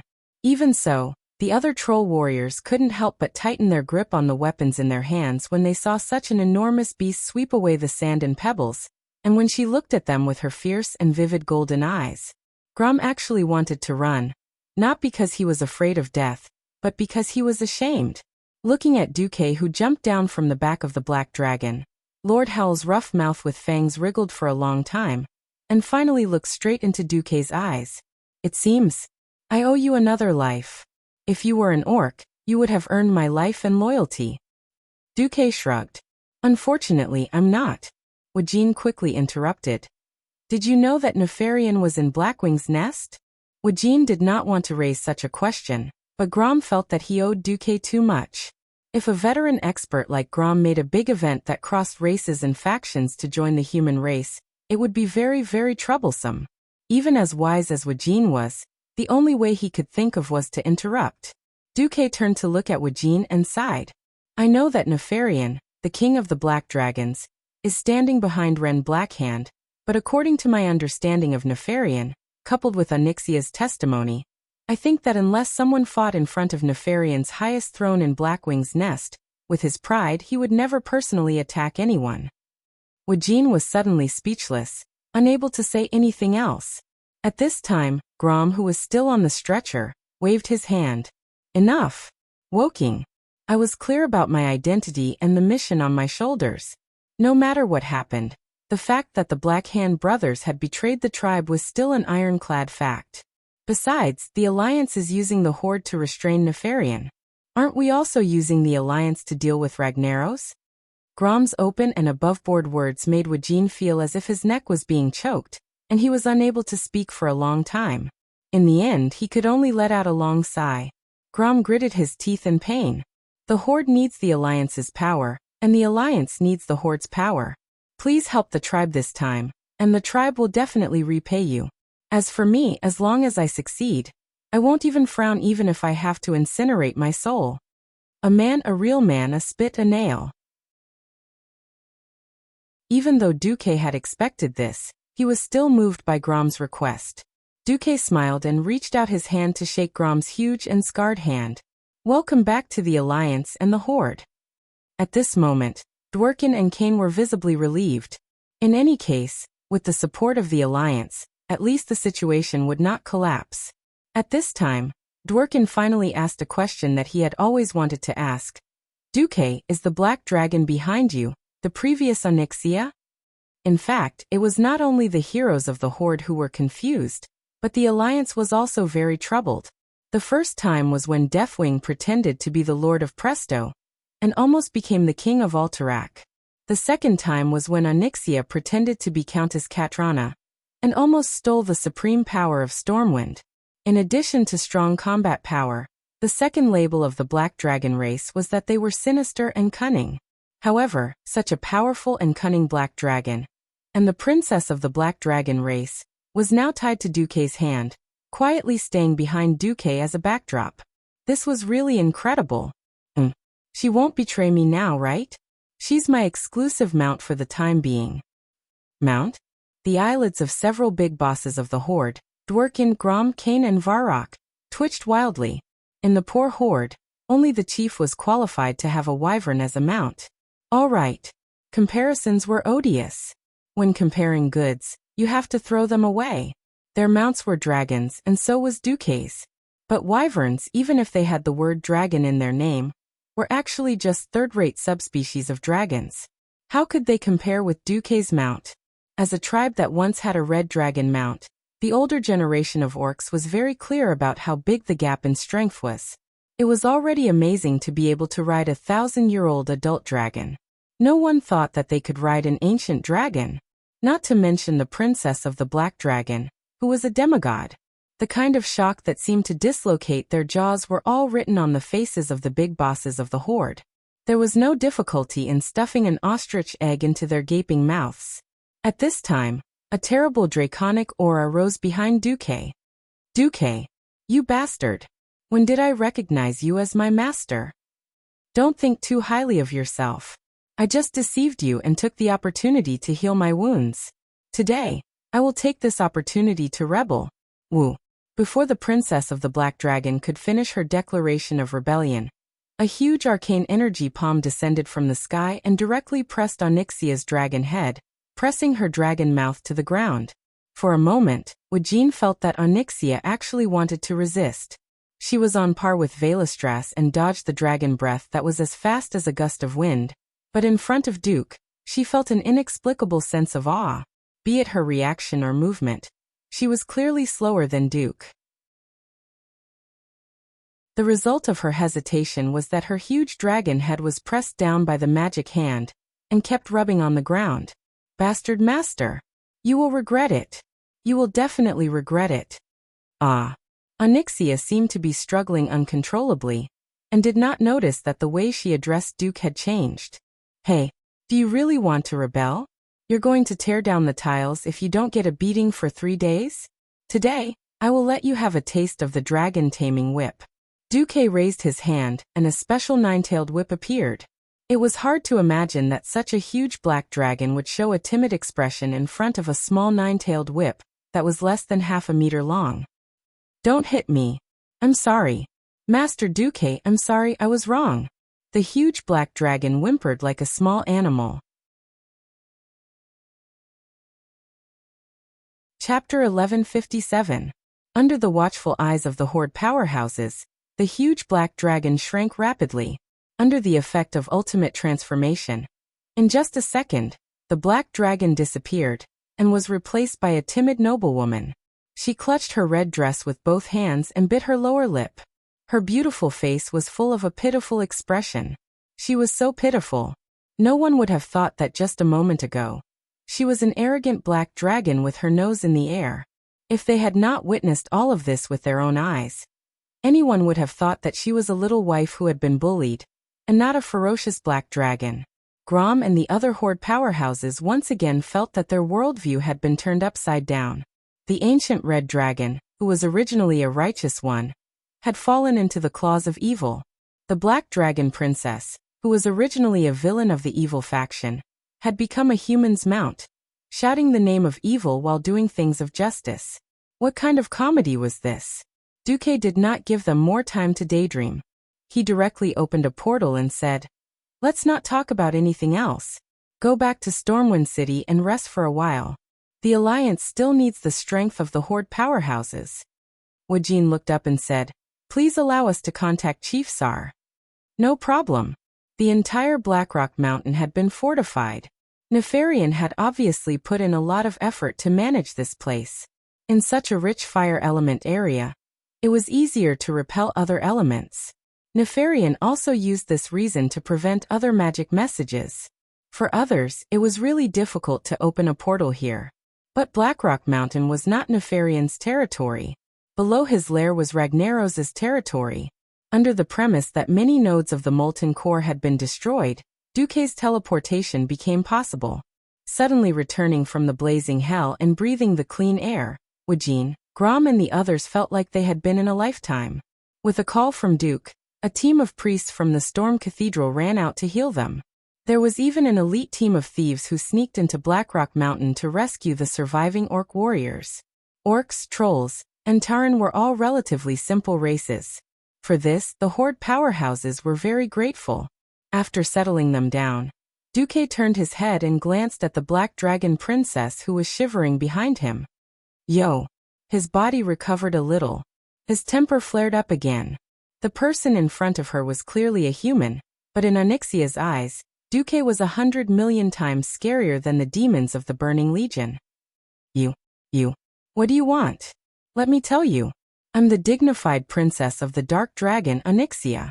Let's not talk about anything else for now. I'm only asking for the corresponding position based on my strength. Is that wrong? Onyxia's lips were trembling in human form. Duque chuckled. Of course, in the eyes of a certain female dragon, it was a sinister grin. If not for that declaration of rebellion, I might have been able to accept it. However, the premise of rebelling was to be dealt with. Do you dare to say that at that moment, you didn't have any thoughts of rebellion? No. Onyxia was the first to reply. Then her aura weakened a little. Probably not. Come here. Duque grabbed Onyxia's wrist and opened a portal to drag her back to Duke Marcus' residence in Stormwind City. When Duque dragged Onyxia through the portal of the Duke's residence, the gatekeeping wizards and guards were stunned for a moment, and then immediately lowered their heads. Chief Steward Makarov hurried over and waved his hand. The servants and guards of the Duke's residence immediately retreated from the rooms and corridors that Duque passed through like a tide. Onyxia was dragged away like a weak girl. She seemed to have forgotten that even in her human form, she still had the power of a dragon that could kill mortals in seconds. In her perception, Duque's strength was so insignificant that she could tear this seemingly weak human wizard into pieces with just a little bit of force. She knew very well what would happen to her if she followed him. As arrogant as she was, she also had the urge to break free from this restraint. During the days when she was separated from Duque, she even secretly studied soul magic. A magic layman like Turalian could not monitor her at all. She had already found and obtained what she wanted. It was a soul countermagic that originated from ancient times. As long as Duque did not control her in the first 3 seconds of her casting, she could directly attack Duque's soul, and then obtain victory in a direct confrontation between souls. She could even turn around and control Duque's soul. At that time, all the humiliation she had endured, all the torture she had suffered, could all be avenged in one go. Yes, just that one flaw, that one opportunity. However, at this moment, she bit her lip and was dragged away like a puppet. When they finally reached the bedroom, Duque closed the door and threw her to the ground. She knelt in fear. Of course, she knew that the level of magic protection here was far inferior to that of Duque's old nest, Karazhan. She even felt countless times that she could destroy Duque at any time. But every time she wanted to do it, she would think of the magical scene of Duque's resurrection at the Lake of Lovers. That was not simply immortality, but a magical power that was more similar to time reversal. If it was really time magic, then for Onyxia, it would be truly unsolvable. Failure had made her a little cowardly, and she began to constantly tell herself, "I can't act rashly before I grasp the secret that he cannot be destroyed." She did not realize that it was her cowardly attitude that caused her to lose the courage to resist Duque and continue to succumb to him. It was like an elephant in a Thai zoo. Many tourists expressed surprise that an elephant weighing 7 or 8 tons would be chained by a chain the size of a thumb. In fact, elephants had experienced countless struggles against the chains when they were young and failed miserably. As a result, when they grew up, they still subconsciously believed that they could not break free from such chains. As soon as Duque approached, Onyxia subconsciously shrank toward the wall. Unknowingly, her knees were against the corner of the wall, and her chest and face were pressed against the cold wall. What welcomed her was not a whip, but a gentle touch. Duque said softly, "Idiot, actually being my mount is your ultimate salvation." In the spiritual realm, Duque once again transmitted the video processed by the system into the princess of the Black Dragon's mind. It was a realistic image after a lot of post-processing by the system. She saw her dragon head being hung on the gate of Stormwind City again and again. She clearly saw the despair and final ferociousness on her dragon face. Is this my ultimate fate in other timelines? A teardrop rolled down Onyxia's beautiful face. Chapter 1158. In the movies before Duque transmigrated, special effects and no special effects were two different worlds. For example, the Scarlet Witch without special effects was like a psychopath when she performed. With special effects, she was an omnipotent mutant. Although the special effects that Duque sent to Onyxia during the psychic attack weren't 50%, they weren't clear and exquisite enough. It was more like a kind of confusing inducement. This time, no matter how she looked at it, it looked like something that came from the river of time. Onyxia knew very well why Duque had disappeared for 4 years. She had always been fearful of this peerless powerhouse who had conquered for 10,000 years and tricked the Burning Legion. Now that Duque had given her something, it further solidified Duque's position as the master of fate. No, at least the peeper of fate. How could Onyxia not be afraid? At this time, Duque's voice seemed to contain the magic of fate, full of surging power. Those who block the general trend of fate, they will be crushed into pieces. So what if they are powerful? What happened to Nethario, the wing of death? What happened to Sargeras, the king of demons? Oh, there's also Archimonde, whose bones are still hanging on a dead tree on Mount Hyjal. Yes, they may be resurrected, but unfortunately, that would only be a deeper failure for them. Fate will ultimately be in the hands of mortals like us. Onyxia's delicate body trembled nonstop. Even though she knew that this was actually Duque's pressure on her, she had to believe it. Too many powerhouses had already fallen to Azeroth. This was more like a curse. An irresistible curse of fate. Onyxia felt as if she could hardly breathe. As if she had returned to the moment when she was struggling for her life in the Twilight Forest. Pain. Despair. Helplessness. She knew that Duque's words were more like a trap to deliberately make her sink and give up on herself. But she always felt that as long as she still wanted to live, it would be impossible to escape from Duque's clutches. Her body had recovered a lot, but she didn't have the courage. The short period of freedom he had in the watchtower when he had nothing better to do was more like the last illusion before he sank into oblivion. Onyxia suddenly understood why her mother had been hiding from her father all her life even though she was so powerful. With the left side of her face pressed against the cold wall, Onyxia's sexy red lips spat out a sentence. Black dragons don't believe in feelings, nor do they believe in promises. However, if a female dragon were to be bitten on the back of the neck, that is fatal. No matter how unwilling she is, she would give up resisting and recognize the other party as her conqueror. She would even be willing to bear the other party's children. After saying that, Onyxia silently twisted her neck, making her fair neck look even more slender. Duque understood tacitly, and gently pushed aside Onyxia's cloud-like black hair that fell on her shoulders. Then he revealed his white teeth and gently bit the back of Onyxia's neck. That soft texture made it impossible to imagine that this was actually the neck of an extremely sinister and cruel black dragon. Onyxia's body trembled, and another drop of dragon's tear slipped down her face. However, when the dragon-taming whip penetrated the dragon's cave with ease, Onyxia suddenly let out a long and relieved dragon roar. Ho-ho-ho. From now on you're my mount. If you mess around in the Alliance, it's like slapping my face. I won't let you go. If you really do something that I can't protect you from, I can only let the other powerhouses hang your head at the gate of Storm City. You may meet your big brother soon. He and I are not on the same side. Very good. Come, take my 256 styles of dragon taming whip first. Woo-woo. Both of them couldn't sleep the whole night. At noon, Duque met Wuxia and the others.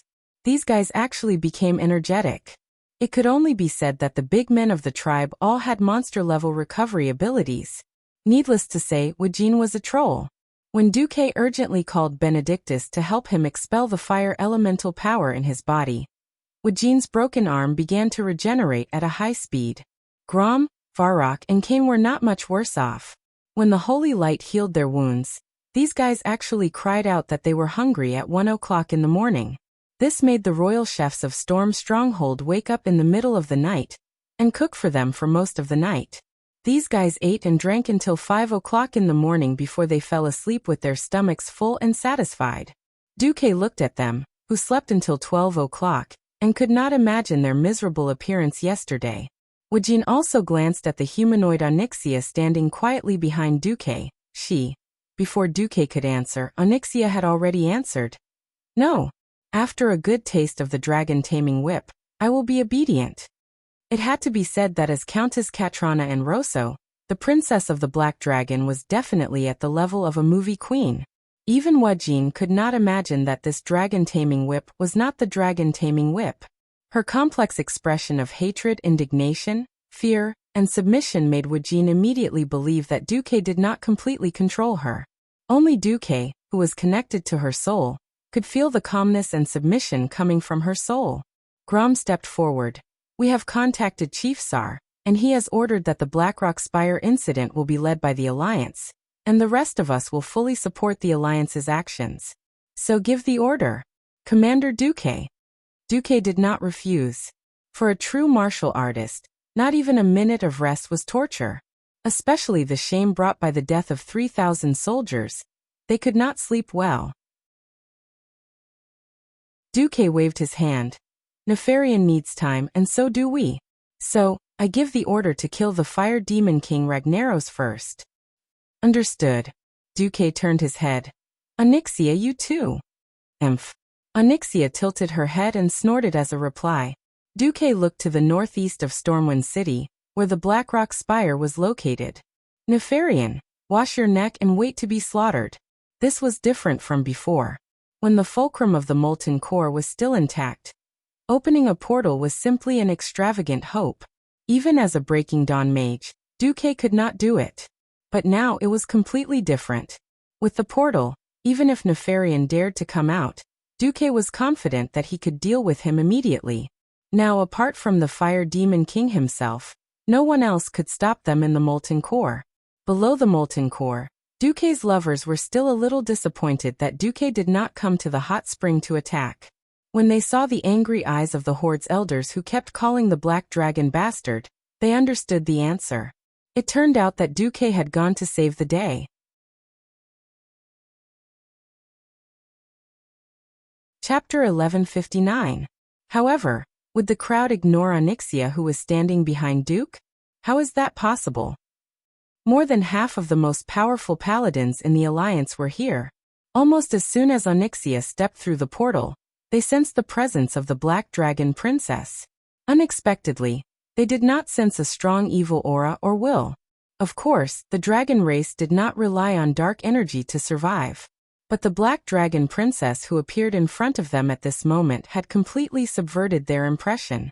She appeared in her dragon form on Lover's Island, full of anger and absolute arrogance. That was the domineering attitude of believing that she could solve all problems with power, even after being exposed. Now, no matter how she tried to hide, she could only hide from the orcs in the tribe. Not to mention the Alliance, even Wujin might not be able to fool them all. Even though the firebird on her body had proved that her body had recovered, she hid behind Duque unconsciously, trying to use Duque to block everyone's sight. However, her beautiful face, sexy body, and bright clothes that never changed made her one of the focal points of the crowd no matter how hard she tried to hide. She gave off a very contradictory feeling. Aurelia took a step forward, and the Black Dragon Princess almost instinctively wanted to step back, but Duque grabbed her arm. This was obviously a little rude for a lady, but Onyxia lowered her head. Yo, Duque, aren't you going to introduce this lady to us? Although the Windrunner's elder sister used the calmest tone, but in the ears of the Black Dragon it sounded like a joke. Duque looked up. My new mount. Duque snapped his fingers. Onyxia, show everyone. Slow down, don't scare people. In the end, Duque did not forget to inform Duke Hadasis. Tell your men to stay away, don't get allergic when you see the Black Dragon. A little helpless, a little sad, and a little resigned. After letting out a soft sigh, everyone watched as the deep, black eyes of the Duchess in a luxurious red dress with black trimmings gradually turned into a flowing golden color. Slender black scales gradually appeared on her forehead and cheeks, glistening in the light of the flowing lava in the distance. She raised her snow-white neck and let out a long howl, her long black hair flying behind her head. When her waterfall-like hair disappeared like a dream, a pair of black wings with holes grew on her back. His forelimbs had turned into sharp claws, and were covered in fine and solid scales. The red and black robe seemed to have fused with his body and disappeared without a trace. She revealed her dragon body, and a tail sprouted from her hip. When she raised her head, she had fully taken on the form of a dragon. Even though everyone was mentally prepared, everyone's eyes were still filled with shock. The Black Dragon was rapidly growing in size. 5 meters, 10 meters, 20 meters. In the blink of an eye, she had grown to more than 30 meters long. When she spread her wings, the wingspan was almost 50 meters wide. The ceiling formed by the lava was at least 300 meters high, but the moment she grew in size, everyone had the illusion that she would trample through the solid rock floor, break through the ceiling that was equivalent to more than 100 stories high, and smash the huge stone pillars supporting the cave. Roar! The mighty dragon roared, causing the surrounding rocks that were not strong enough to fall along with the roar. Many people subconsciously tightened their grip on the weapons in their hands.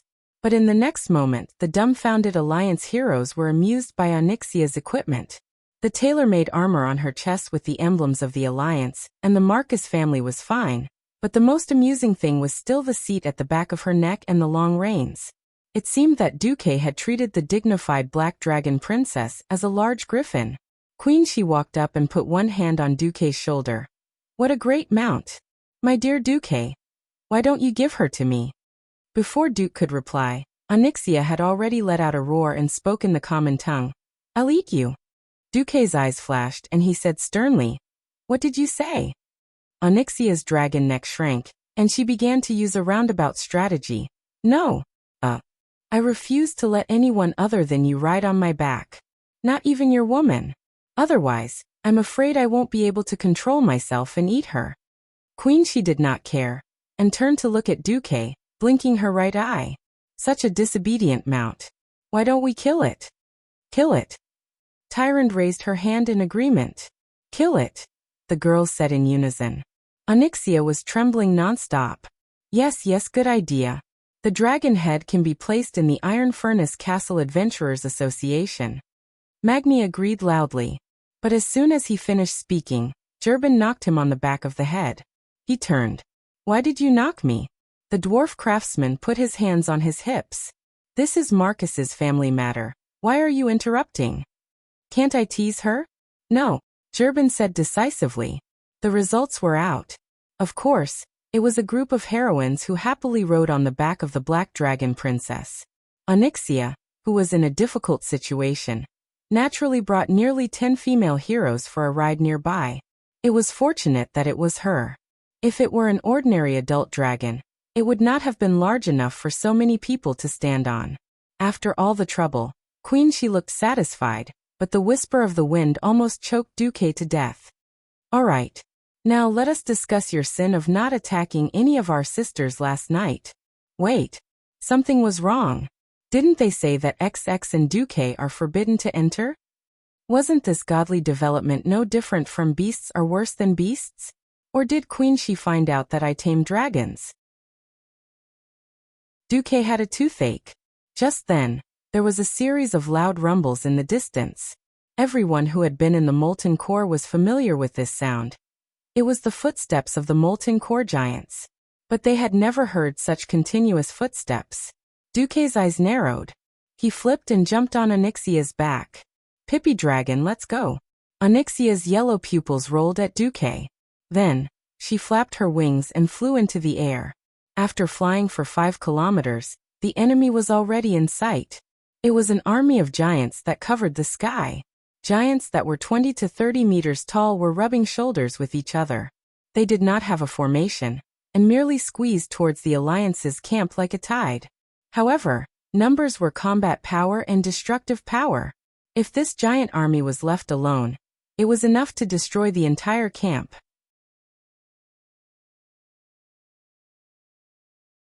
Chapter 1160. Even Onyxia, who had the body of a demigod, was shocked speechless when she saw such a huge army of molten giants. Not even a dragon roar could be heard. It was a long river formed by tens of thousands of molten giants, and among them were hundreds of large fire elementals, king of flames. This was beyond the limits of what conventional military force could handle.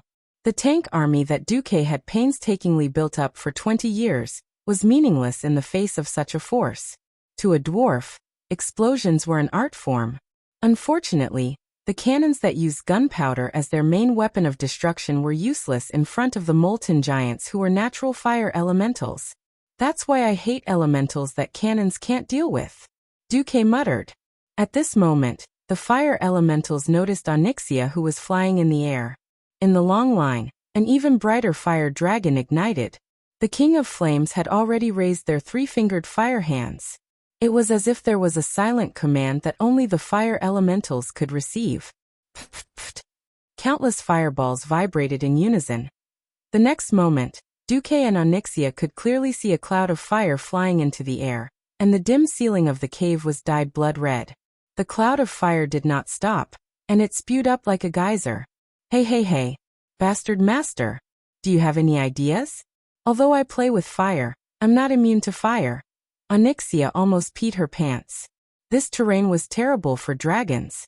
A cave that was hundreds of meters high was a very high height for humans, but for WRMS, it was just a matter of time before they could climb up. On the surface, the Black Dragon Princess could easily increase the distance by climbing, and let the fireballs dissipate in the air. But this was the molten core, where the concentration of fire elementals was extremely high. The distance and power of the fireballs were several times stronger than on the surface. Even if she turned into a human, she would not be able to find a place to hide, and she would still have to take it head-on. She was very resistant to fire, but she was not immune to fire. "Blast the rock stratum above us," Duque ordered. "I don't know how to drill." Onyxia continued to shout. "Cut the crap." Duque rarely used soul punishment when he was taming her, but he actually used it now. Woo! The black dragon princess blasted the ceiling of the cave with her dragon breath. Bang! Countless stones of different sizes flew everywhere and fell to the ground. Duque's pupils constricted, and he mumbled as if he was sleep-talking. "Wind! Wind! Defong!" Suddenly, a gust of wind blew near the top of the cave. This was a space dominated by the Fire Elemental Lord. Casually using the Frost Elemental Lord would only consume mana. With Duque's strength alone, he could pull out thousands of Flame Kings to fight against them. That was just asking to die. Duque had an even more ingenious method: wind magic, which belonged to the nature element. This was a skill that even Onyxia, who had lived for God knows how many years, was amazed by. Countless stones of different sizes began to assemble at a high speed under the drive of the Wind Elemental Lord. In less than a second, the irregular rock fragments, big or small, no matter how different they were put together into one solid stone hemisphere after another, as if they were playing with a jigsaw puzzle. These stone hemispheres were like protective shields that were layered on the outside, blocking the path of the fire cloud. Crack, crack, crack. It was a continuous series of explosions. Onyxia did not know how many layers of the stone hemispheres had been shattered. She only knew that she could feel the heat wave that was spreading and hear the sound of the rock stratum exploding.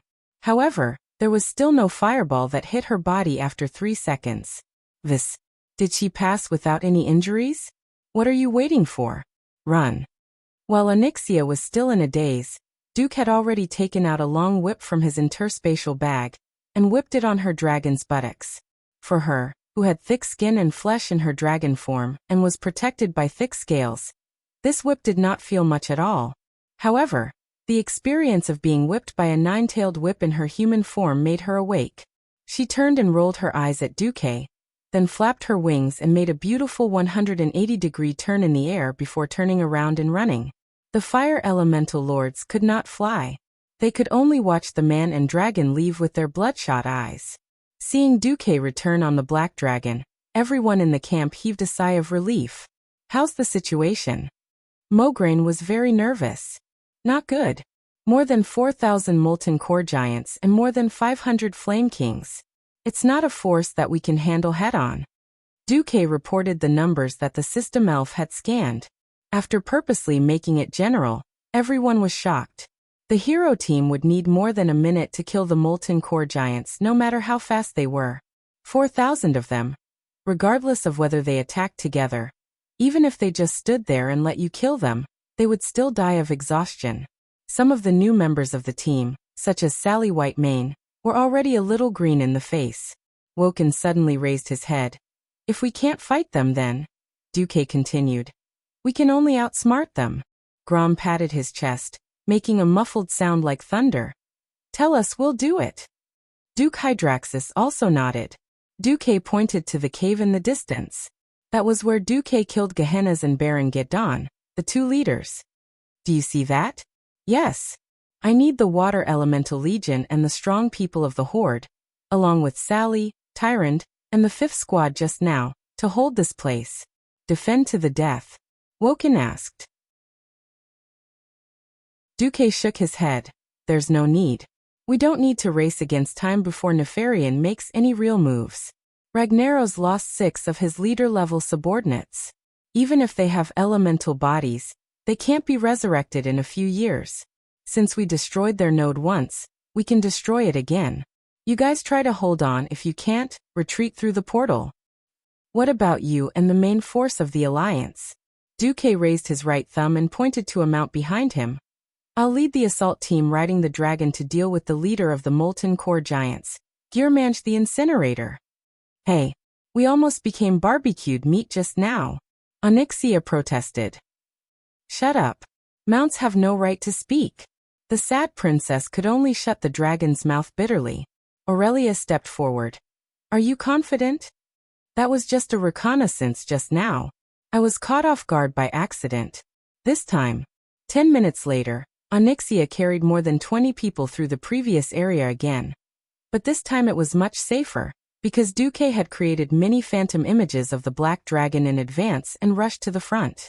The phantom images that lacked the draconic aura could not deceive the strong people, but it was not difficult to deceive the low-intelligence king of flames. Looking at the countless fireballs in the air, it was more like watching a fireworks show that had nothing to do with them.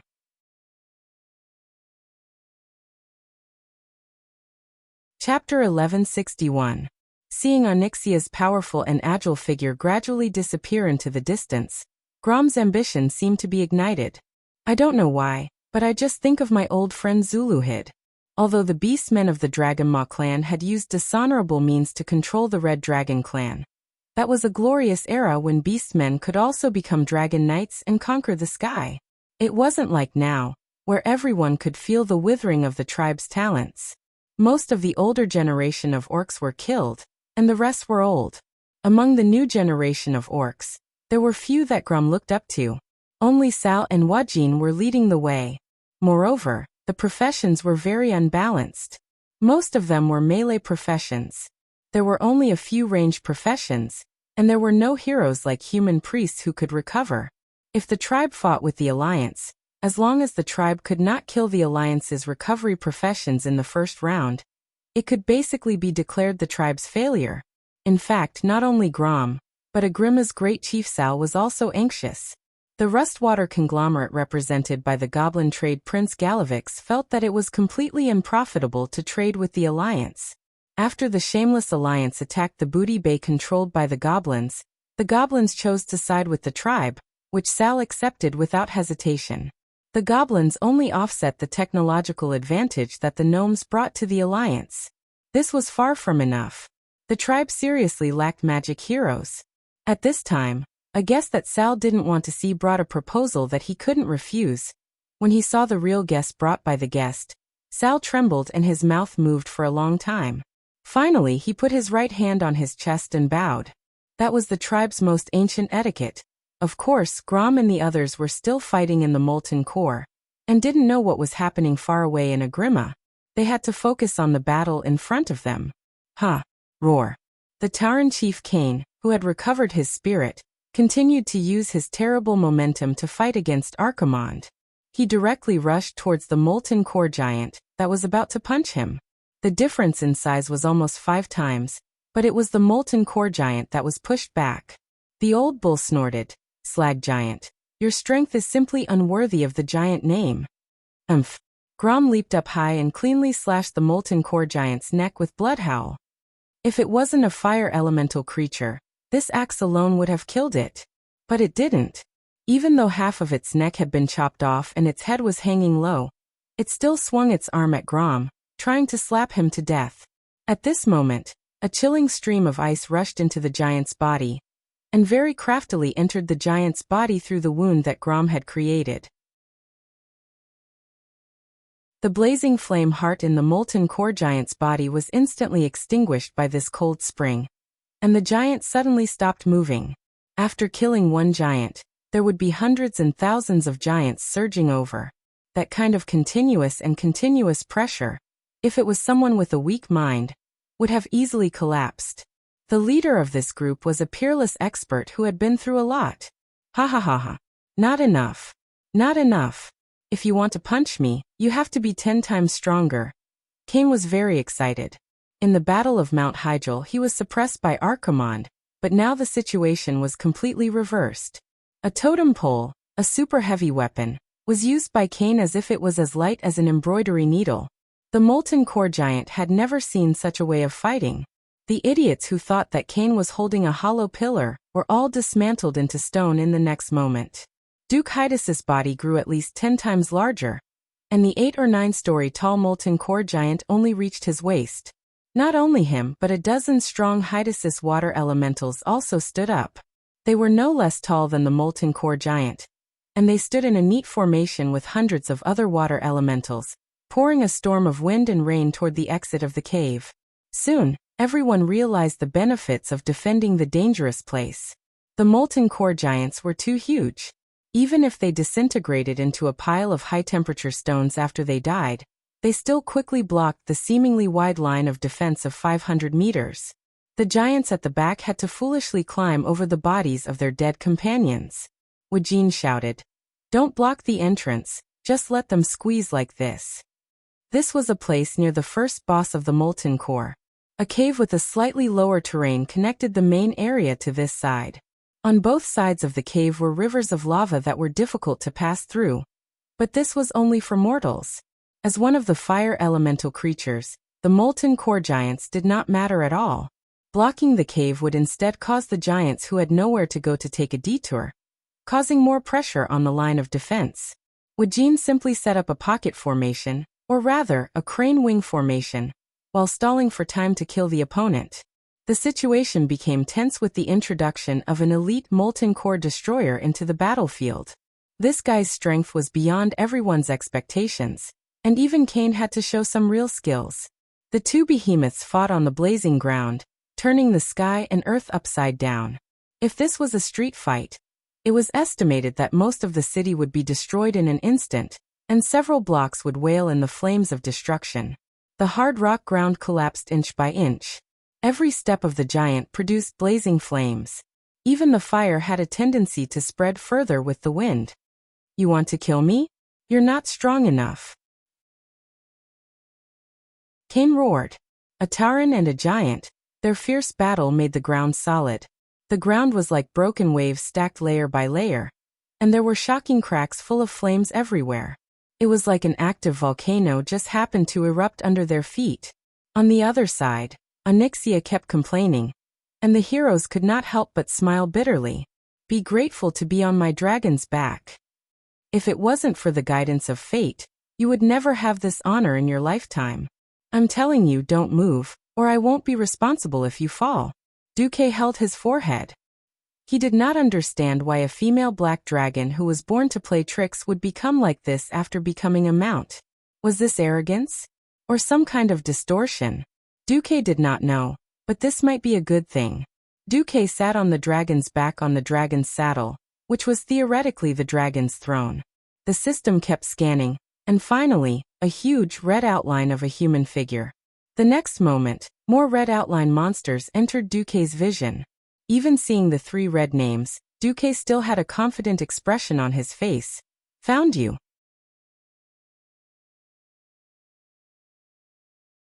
Chapter 1162. "Hey. Mount, northwest by west, fly straight." Duque's words shut Wuxia up. The Black Dragon Princess didn't say anything else and turned to fly. Perhaps it was a tacit understanding from taming dragons. Duque would call her name when he was happy, but when he called her Mount, it meant that Duque was unhappy.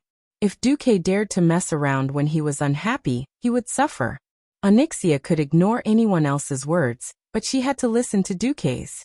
Seeing the smug black dragon almost tucking its tail between its legs, the other experts of the alliance were all snickering. "Hee hee. My axe is already thirsty for more." Magni held an axe in one hand and a hammer in the other.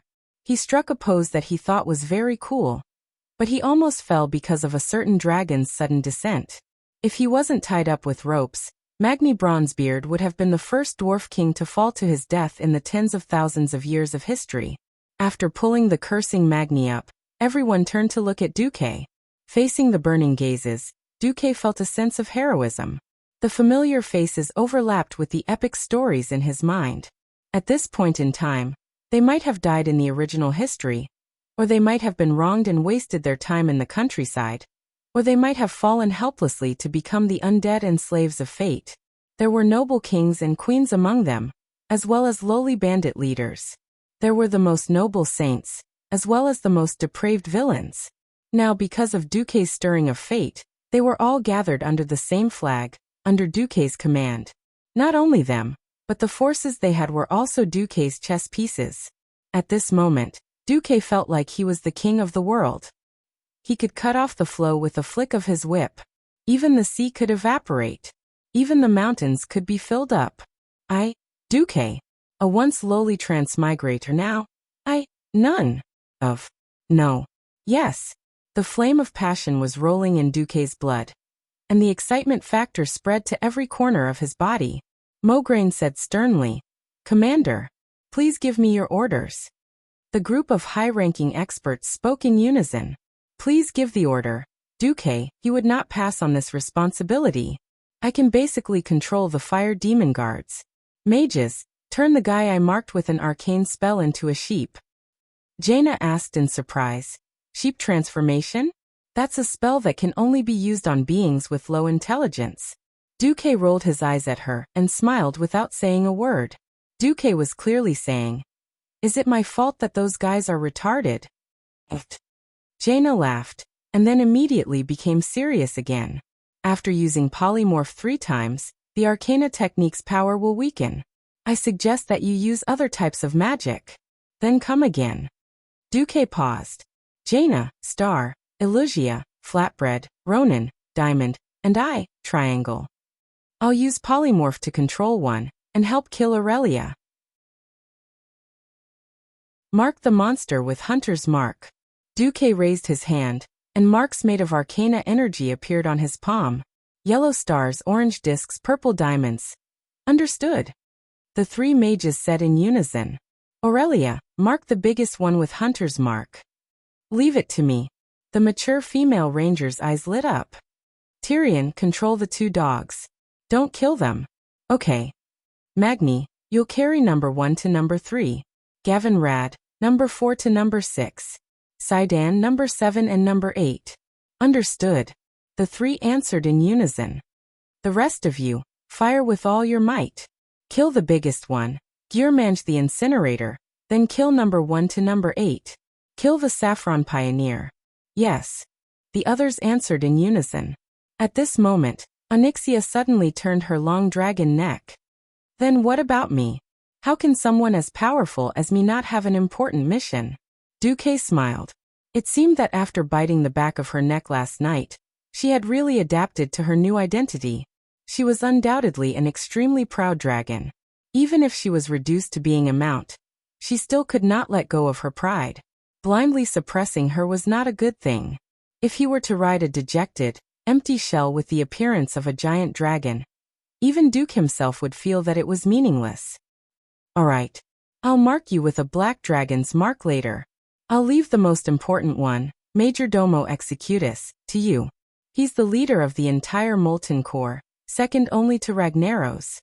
He's the culprit who commanded a large number of monsters to attack our water elemental node. The most important one." Onyxia's yellow eyes lit up when she heard this. Even though she knew that Duque was probably bluffing, the Black Dragon Princess still wanted to save face. Anyway, it sounded like the most important enemy leader was left to him. "He's the key to us fighting against Ragnaros. You can beat him half to death, but you can't kill him. Before we deal with the other guys, you can play with him. Hehe. Leave it to me." Onyxia was drooling. Torturing the enemy is my favorite." On the other side, Majordomo was on the verge of breaking down. He had long realized that Duque and the others had come with ill intentions. Unfortunately, he had underestimated the combat power of Duque's group. Moreover, because Duque had killed the first few leaders too quickly, even though it looked like they were swarming together, they were still being defeated one by one. In particular, the deaths of the Molten Hound King, Magmadar, and Garland were a huge blow to the Molten Core. With the death of the Hound King, all the wandering Molten Hounds were automatically killed. As the leader of the Earth Elementals here, Garland was dead, which also meant that all the Earth Elemental monsters would not be resurrected. In the end, when he wanted to gather an army, he could only control the Molten Giants and the Fire Elementals. A moment ago, he did not think that the enemy would be able to pass through thousands of giants and fire elementals. Even the Air Force would not be able to do it. That was until he saw Onyxia soaring nimbly over the top of the cave. At this moment he really looked like he had eaten sh*t. Why? Did Nefarian lie to me? He claimed to be against mortals, but he sent his sister to join them. Or is there another reason? No matter what the reason was, the enemy had come, and they wanted to execute the plan to kill them. There was no doubt about it. Gyurmeng, Saffron, the enemy's elites are all here, let our army come back. His idea was good. He wanted to let the main army turn back and annihilate the enemy elites here. But in a moment of desperation, he forgot how smart his subordinates were.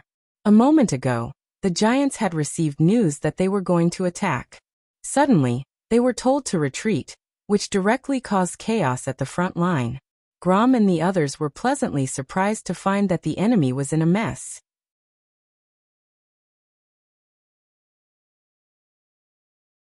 Chapter 1163. Not to mention the molten core giants, even in the European world before Duque traveled to, there were often spectacular scenes of a fully armored knight chasing hundreds of farmers. It wasn't that the commander didn't want the farmers to gather and teach the knight a lesson. It was just that commanding a group of illiterate and ignorant cowards was a very tragic and painful thing to do. If the molten core giants were still lining up and trying to break through the narrow cave in an orderly manner, it would be a complete joke now. They collided with each other, and their stone bodies flowed with lava in the cave. Dazzling sparks and continuous sounds of rocks colliding could be heard. Some of the giants continued to charge forward without a care, while others began to turn around and tried to retreat from the not-so-spacious cave. It was a complete mess. The molten core giants had strong bodies, but since God gave them strength, it also took away their agility. Of course, Majordomo didn't have time to care about this, because he saw a huge palm. It was a unique palm technique that descended from the heavens. Jumping high from Onyxia's body, with the recoil from the arcane impact, Duque plummeted to the ground like a cannonball. He put his hands together and looked pious.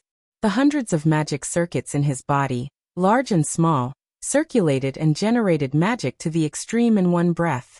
In the next instant, Dumok exhaled and spoke with an imposing manner. Get out of my way.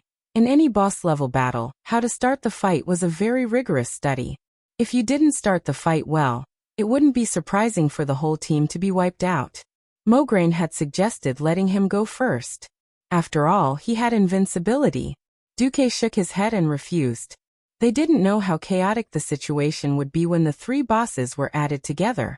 Duke knew that the seventh boss, Saffron, had 4 minions.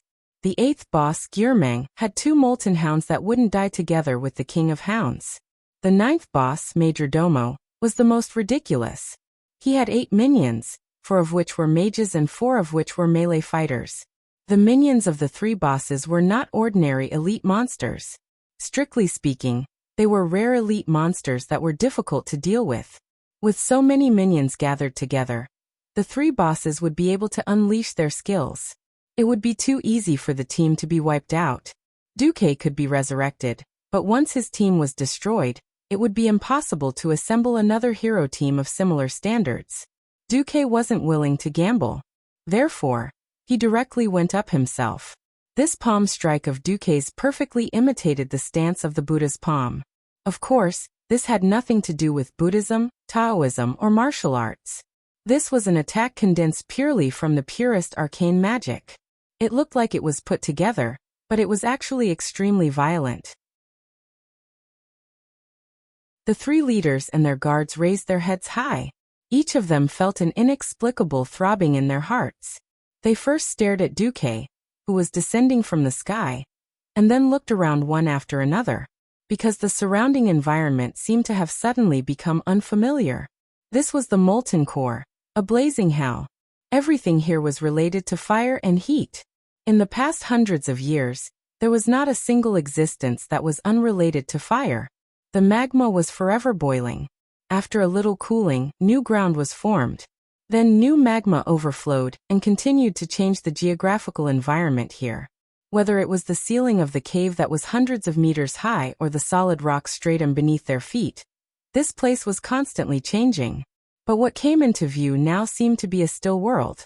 The fierce wind that emitted the smell of sulfur seemed to be frozen. Every piece of black stone lay there quietly. There was neither the sound of the wind, nor the roar of any living beings. In the distance, The blazing light of the magma that was like the sun passed through the purple-blue barrier formed by Duque's spreading arcane energy. It seemed strange. It was terrifyingly quiet. It was as if everything in the world had suddenly fallen from extreme motion into extreme silence. The blazing world seemed to have cooled down. It wasn't voluntary, but it was being oppressed by an even more powerful force, forcing them to crawl silently even if they were unwilling. At that moment, all the fire elemental creatures felt that the familiar fire elementals were retreating, leaving them in fear. An even more powerful force began to descend with Duque's fall. That was the power of arcane magic.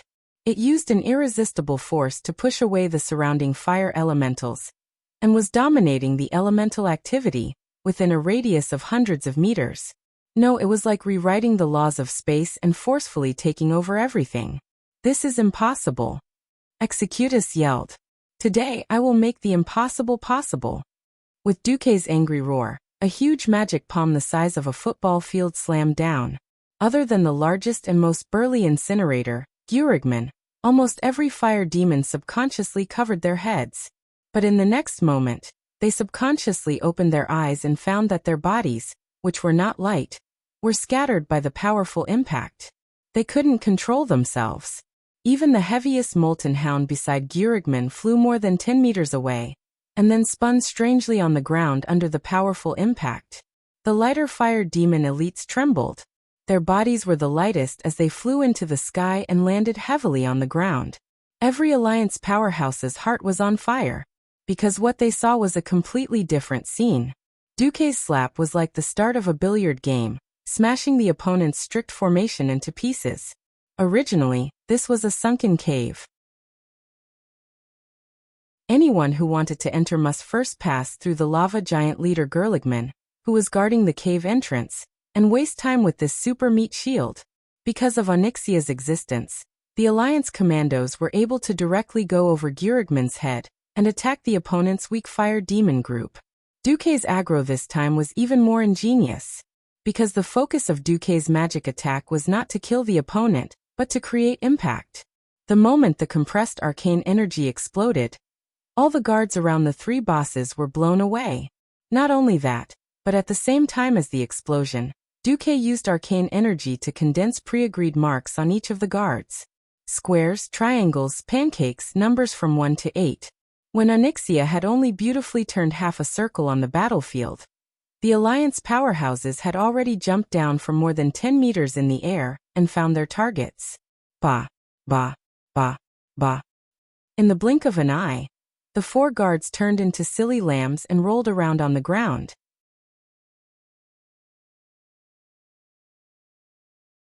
Chapter 1164. Gather. Assemble. Majesty, Majesty, Majesty, Executus shouted in panic.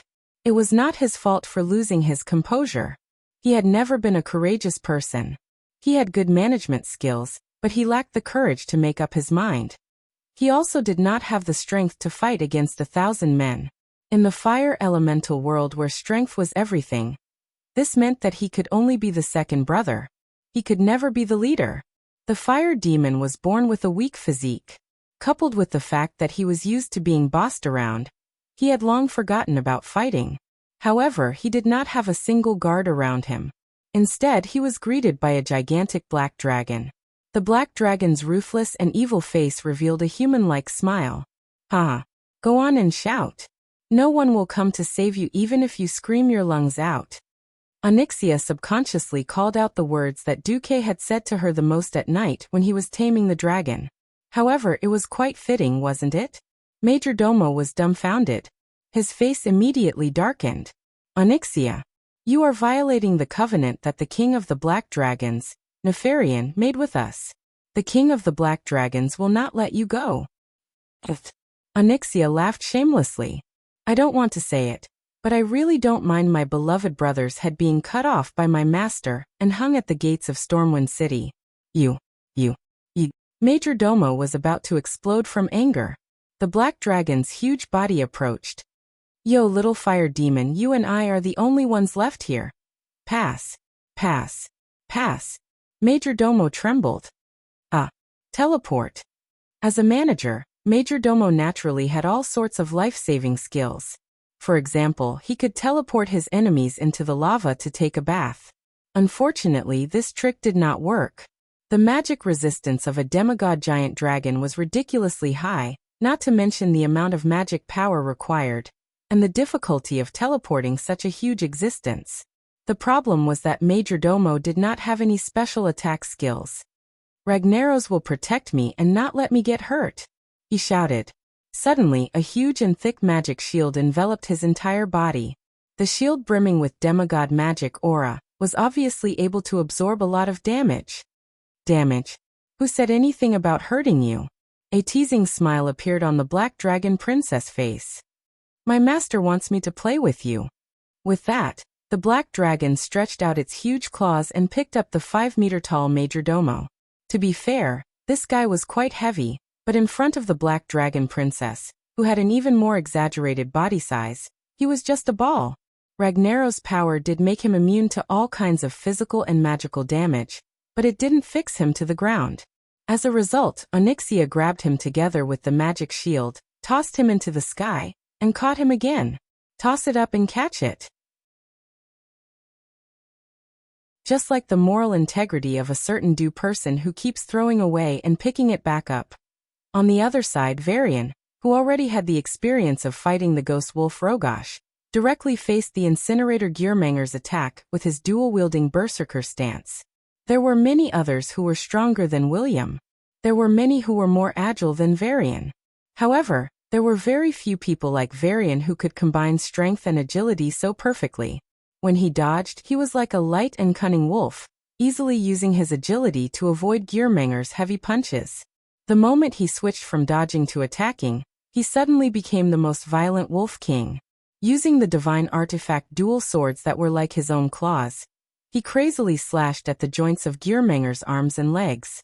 The hard rock limbs that mortal weapons couldn't damage turned into flying rocks under the continuous slashes of the divine artifact dual swords.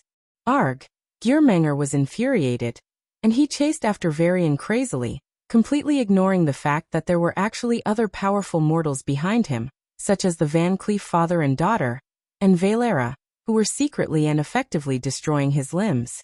Unfortunately, Varian's moment of glory only lasted for a few dozen seconds.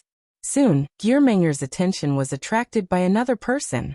In order to kill Gearmanger as soon as possible, Mograine desperately slashed with Ashbringer, easily attracting the Molten Core Giant's attention. Divine artifacts were also divided into different levels. Ashbringer was a high-level divine artifact, and its power was obviously above Varian's Shadow Ripper and Shadow Plunderer. Duque glanced at it and snickered. According to the game's terminology, it was OT, which meant that the boss's aggro was out of control. Usually, if the boss attacked and chased after people randomly, the whole team would not be far from being wiped out. However, the people here were all famous and powerful people. As long as they were given enough time, they would even dare to kill the boss by themselves. In the face of Gearmanger's heavy punches and the water tank-sized flame blast attack, Mograine wasn't alarmed. Instead, he was delighted. He directly swung Ashbringer, which was the size of a door, and put on a good show of cutting the fireball in half with a giant holy light sword. Seeing that his senior was so fierce, Varian bared his fangs, which was rare for him. On the right side of the battlefield, Duque was fighting with Saffron, the Forerunner. In the first exchange, Saffron directly stabbed out a swift and violent black light in the void. Duque's figure moved, and with a sidestep he seemed to have dodged the spear thrown by his opponent by a hair's breadth. The half-black spear with a dull color brushed past less than 5 centimeters from Duque's cheek, and the strong wind it brought made Duque's cheek hurt. No matter what, he still managed to dodge it. The Forerunner Saffron was very surprised. In his eyes, mortal mages were all powerful in magic, but lacked in agility. He didn't find it strange that Duque could use any kind of magic to block his spear. He found it strange that Duque dodged it with simple combat moves. At this moment, Duque's heart entered a very mysterious state. He was clearly holding a staff in his left hand, a sword in his right, and wearing a robe that was so long that it almost touched the ground. He looked like a nondescript swordsman in plain clothes, but his movements were abnormally agile under the effect of the haste spell. The divine sword Gandalf, in his hand, glowed with a dim glow that was only on the surface. If possible, Duque could strike with his sword at any time with all his strength. Right now, it was only because Duque had restrained almost all the converted mana on the sword that it didn't have much effect on the surrounding environment. In a battle below the Breaking Dawn level, there would often be a turbulent flow of elemental elements as soon as the two sides made a move. If one was not careful, the overflowing shockwaves would cause nothing to grow within dozens of meters. After reaching the Breaking Dawn level, the battle became more low-key and reserved, and also more dangerous. The degree of control over mana determined the amount and purity of the mana that could be compressed. It was too easy for a magic sword made of high-purity mana to break the opponent's magic shield.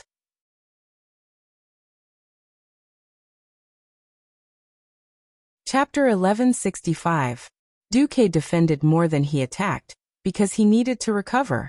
In order to successfully open up the situation, he almost poured out all his magic power in one go. Even with the speed of a third-class Breaking Dawn mage's magic recovery, it would take a long time. Of course, if Duque could find an opportunity to use the arcane magic recovery spell, Awaken, without getting injured, then it would be a different matter. However, before that, Duque had to give Pioneer Sapron enough pressure. Swoosh! A long, continuous sound of wind breaking rang out under Pioneer Sapron's armpit. Then the seventh brother of the Molten Core felt the pain from that part of his body. The wound wasn't big, but it went straight through one of his two lungs on his left rib. And the flame aura that used to fill his lungs leaked out at a high speed. Roar! He was furious. A huge flaming hand suddenly exploded around him, engulfing everything around him. The earth cracked, and the solid rock layers exploded into the air in large chunks, turning into smaller rocks, and then turning into powder and dissipating in the air. Unfortunately, he missed. Duque wasn't nearby at all, and even the one holding the dry tofu sword wasn't his main body. Almost at the same time that he let his mirror clone take his sword to work, he directly cast invisibility and ran to the long-range team. The three Windrunner sisters looked at Duque, who had slipped here, and stared at each other. How can a weak boy like me go and fight with the enemy's monster leader like an uncouth old man? Dumont confidently said shamelessly.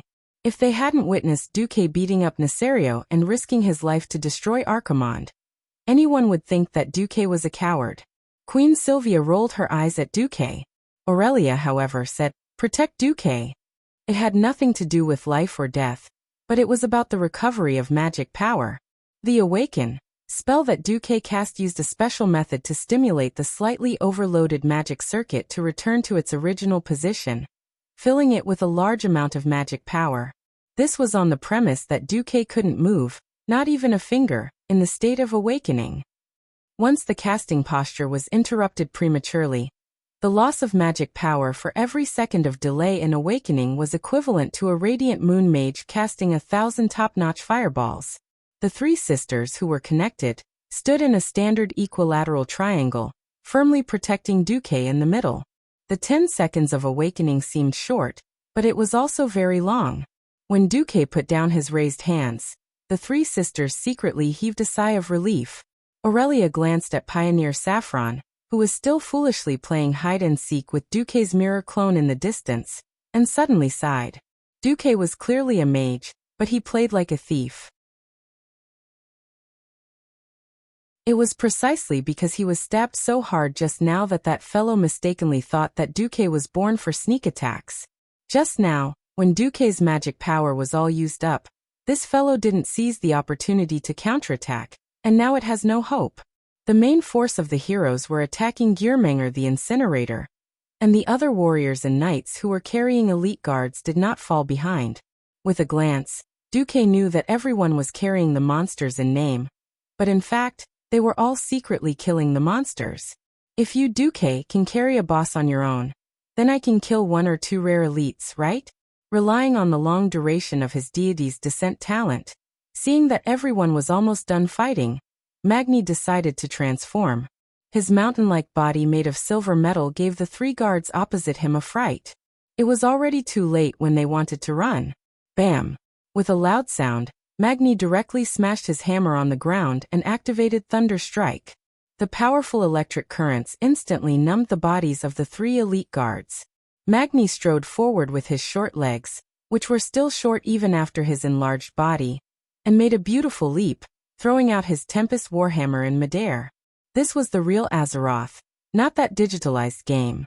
Perhaps non-human creatures had unimaginably tenacious vitality, but as long as their vitals were hit, they would still be heavily injured or even die.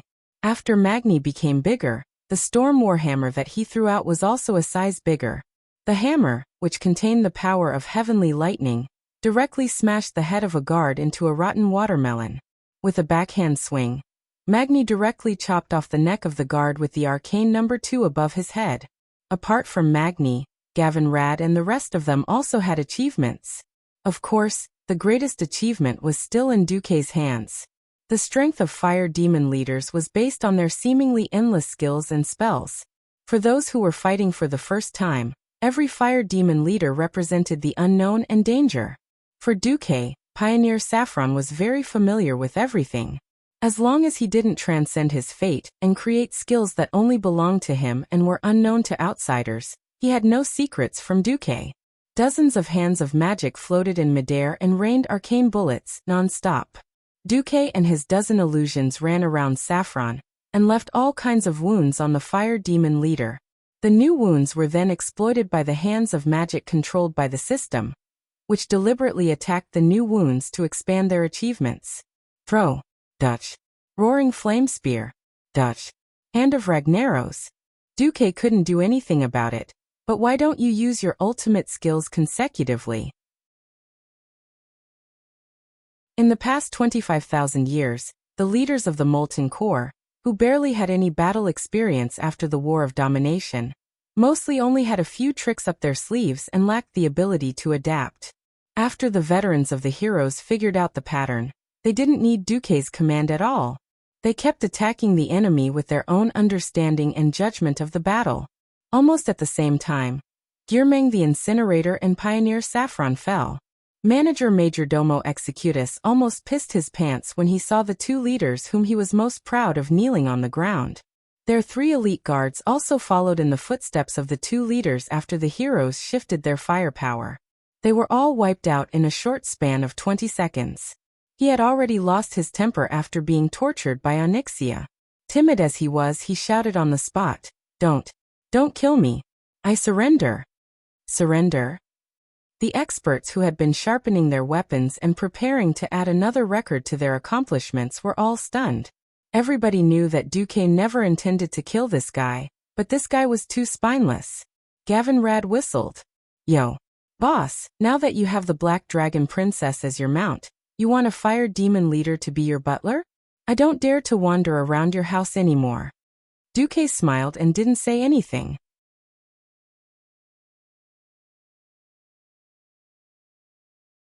Chapter 1166. Duque waved his hand, and the other teams immediately went to work according to the plan. As the leader of the Molten Giants, the death of Gearmanger the Incinerator only meant that there were no new Molten Giants in the Molten Core, but the existing giants would not automatically die. This was a little different from the Molten Hound King's mechanism. Duque did not know why.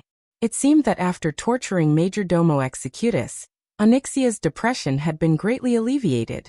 Duque had not even used his 9-tailed whip. He only said a few words to her, and she happily brought the main force back. Only a standard team was left here. Duque, Gavin Rad, Kalia, Sasha, and Edwin Van Cleef. Majordomo did not dare to move. If Duque was not here, he might have some other ideas. But since Duque, who had just single-handedly killed Saffron's forerunner, was here, he would not dare to move even if he had 10 more guts. I'll listen to you. Don't kill me. Majordomo lowered his body as much as possible, curling his long tail together as he raised his hands. He even raised his scales, making his body look even more unprotected. Edwin, the boss who should have been eliminated in the death mines in history, had been the eyes and ears of the Marcus family for the past 20 years. He was jokingly called Duque's most loyal dog. He slowly approached Duque. Eyes flicker, beware of tricks. Edwin, I know what his trump card is. I've seen everything in the River of Time. Edwin breathed a sigh of relief. There was nothing more awesome than a prophet coming to cheat. He hid his body, but Duque could clearly see through the system's mark that Edwin was very responsible for keeping his guard up. He sneaked behind the manager, and if Major Domo dared to attack, he would stab the manager's heart. Duque said, "Hey, I'm not afraid to tell you that besides the mainstream races like elves, dwarves, and gnomes, my subordinates are all elves and dwarves. Nagas, murlocs, and other creatures have served me for over 20 years. Recently, I even took in the Black Dragon Princess Onyxia as my mount. If you sincerely serve me, I don't mind having a fire demon butler. What I'm afraid of is that you still want to lure us to the core of the molten core, and suddenly lure Ragnaros out to destroy us." The last sentence was said very slowly, but it was full of pressure. Duque had revealed Majordomo's final plan, scaring him out of his wits. He kowtowed again and again. "All right. I have no interest in your life. Take me to the treasure you hid in the mountains.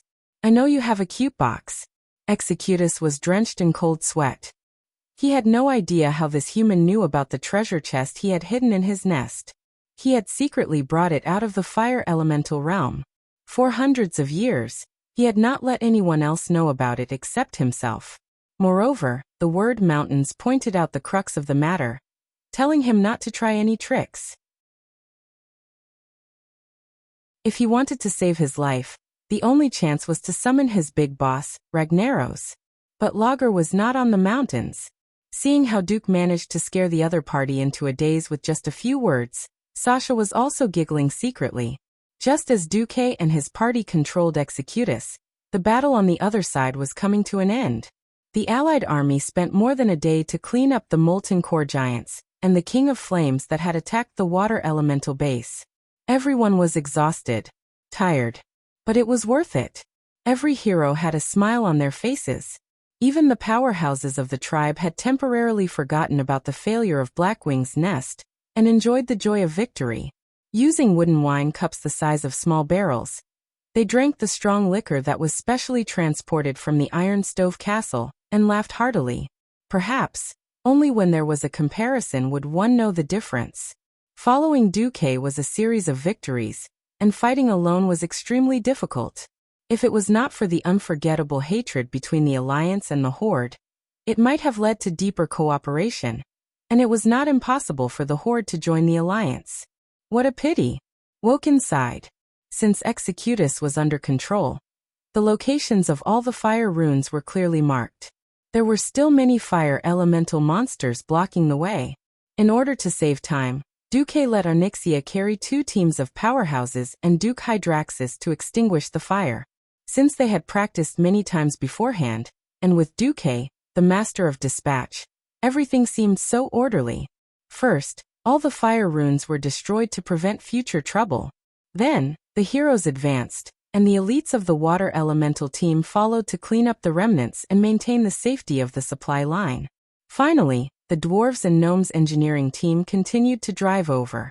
During this period, Duke had been squeezing Majordomo's dry goods. How much power has Ragnaros recovered? How much power did he put into this clone? What's the geological condition around the fire runes?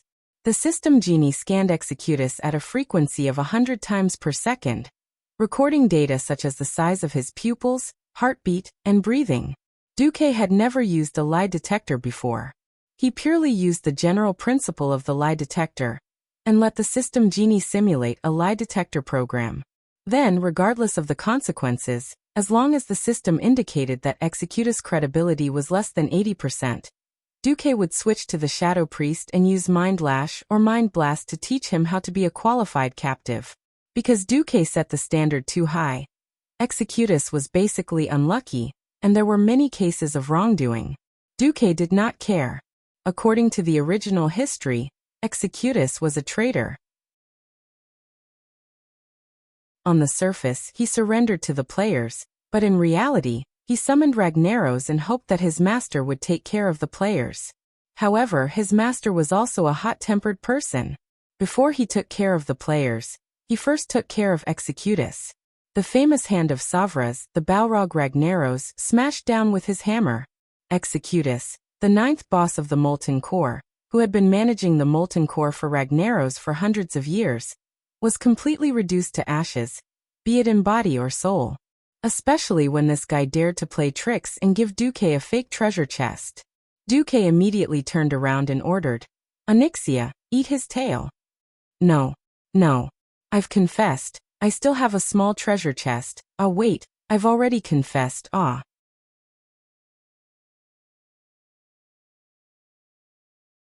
Chapter 1167. After offering the back of her neck and being bitten by Duque, Onyxia was very tame. She even opened up her spiritual world and let Duque search it. Duque even found some traces of Enzoth. After all, Enzotha's spiritual power had been here once. Duque would not believe that he did not leave anything behind. After Duque used the system elf to scan Onyxia's memories, he did not destroy them. A naive black dragon did not suit Duque's interests. He only did something similar to reformatting a computer's hard drive to an unknown area outside of Onyxia's memories. This brought Onyxia some pain, but she quickly accepted the fact. This was because Duque told her that this was a mark he had left on her soul. Now Duque was not worried that Onyxia would turn the tables. Instead, he was worried that she would become a mount. It was necessary to retain some of her fierceness. Onyxia bit off Majordomo's tail and swallowed it in front of him. That was the best way for Duque to intimidate him. Drip, drip. Bright red blood splattered from the crisscrossing dragon teeth and dripped onto the ground. Majordomo was so scared that he peed his pants. "No. I was wrong. Don't kill me," he begged incessantly. Under the watchful eyes of Duque and the other heroes, he finally took out his real treasure. When everyone saw the strong natural and holy auras coming from the box, everyone's eyes were locked on it. Apart from a certain captive who had spent a lot of money on his treasure but had no status. This is... Sasha could not control herself. She picked up a leaf that was emitting an intoxicating green aura. Sasha could clearly feel the leaf's attraction to her. It even seemed to be guiding her somewhere to do something. She let go of the leaf in shock. Something with spiritual power, and even self-awareness was not ordinary. Is there a problem? Aurelia was very nervous. She almost pulled out the dagger at her waist and placed it on Majordomo's neck.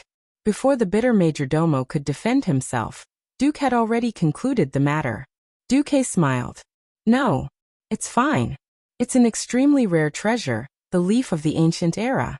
Good items can be said to be the best proof of self-worth that hunters and rangers can obtain in this era." "Is it a bow?" Aurelia asked. "Big sis and third sis first," Queen Sylvanas said immediately. Duque understood what Queen Sylvanas meant, but he could only smile bitterly. "First of all, there are exactly 4 leaves of the ancient era here. And if I remember correctly, at the very end, the longbow you will get will not be as good as the one you have now. So this is more of a form of training. If that's the case." Sylvanas was a little disappointed. In the beginning, Aurelia and Sasha had followed Duque. They had gotten the Sunfury longbow of the Phoenix in Karazhan, and Queen Sylvanas had envied them for a long time. However, after Queen Sylvanas, Lilith, and Tyrant had gotten 3 higher quality lightstrike bows from Archimonde, Aurelia and Sasha's equipment had fallen behind. The 4 Windrunner sisters were not disappointed for long. At this stage, other than equipment, their skills had almost reached the peak. In order to step into the demigod realm, they obviously needed more training, improvement, and even miraculous encounters. The 4 sisters were very happy to receive the leaf of the ancient era. Another thing that made Duque happy was the 4 holy eyes. As long as he could get the corresponding shadow eyes, he would be able to get the only proof of being an awesome priest in this era, blessing. It wasn't accurate to call it blessings, because after completing the epic quest that was triggered by the holy eye, the weapon obtained was a divine priest item that could freely switch between the holy blessings and the shadow curse forms. In the future, any priest who did not have a blessing or curse would be seen as unqualified by the elders who had experienced the molten core. Thinking back to before Duque had transmigrated, he had been forced by his team leader to create a Smuff priest account to make it easier for him to find a job. That was how he became the chief priest of the team, and even the guild. Ahem. Perhaps this was why Duque was so skilled at taking on the role of a priest. Of course Duque, with his awesome equipment, could not use blessing, but the new members Kalia and Sally needed it. Before returning from the ancient war, Duque had never thought that these two would join the hero team. He did not reserve any equipment for them either. Now the Molten Core was definitely the best of the best for the newbies. Kalia had changed from the lowest epic level staff, Jordan's staff, to blessing. Sally Whitemane had changed from a completely mediocre excellent level staff, Staff of Justice, to blessing. Sally was so excited that she wanted to run up and give Duque a kiss when she saw the projection of blessing from Duque's memory. Basically, the newbies had gained a lot after defeating the 9 bosses in the Molten Core. Didn't they see that William and the other two, who were previously extremely poor, were now glowing with purple light? Even Gina Goldsword, who was theoretically almost Jaina's stepmother, had gotten a one-handed magic sword, Song of the Azure Sky, that countless mages had fought for before Duque transmigrated to this world. It couldn't be helped. Those who had spent Mount Hyjal with Duque had long surpassed this batch of newbies in terms of equipment. Since the older members did not want it, the newbies could only benefit from it. Of course, there were also some dramatic scenes. Look. Valilla Seguner, who had also lived a hard life with William for a long time, ran to Vanessa after getting Executus, Molten Fang's dagger. She compared her dagger with Vanessa's, and as expected, Valilla burst into tears. Sigh.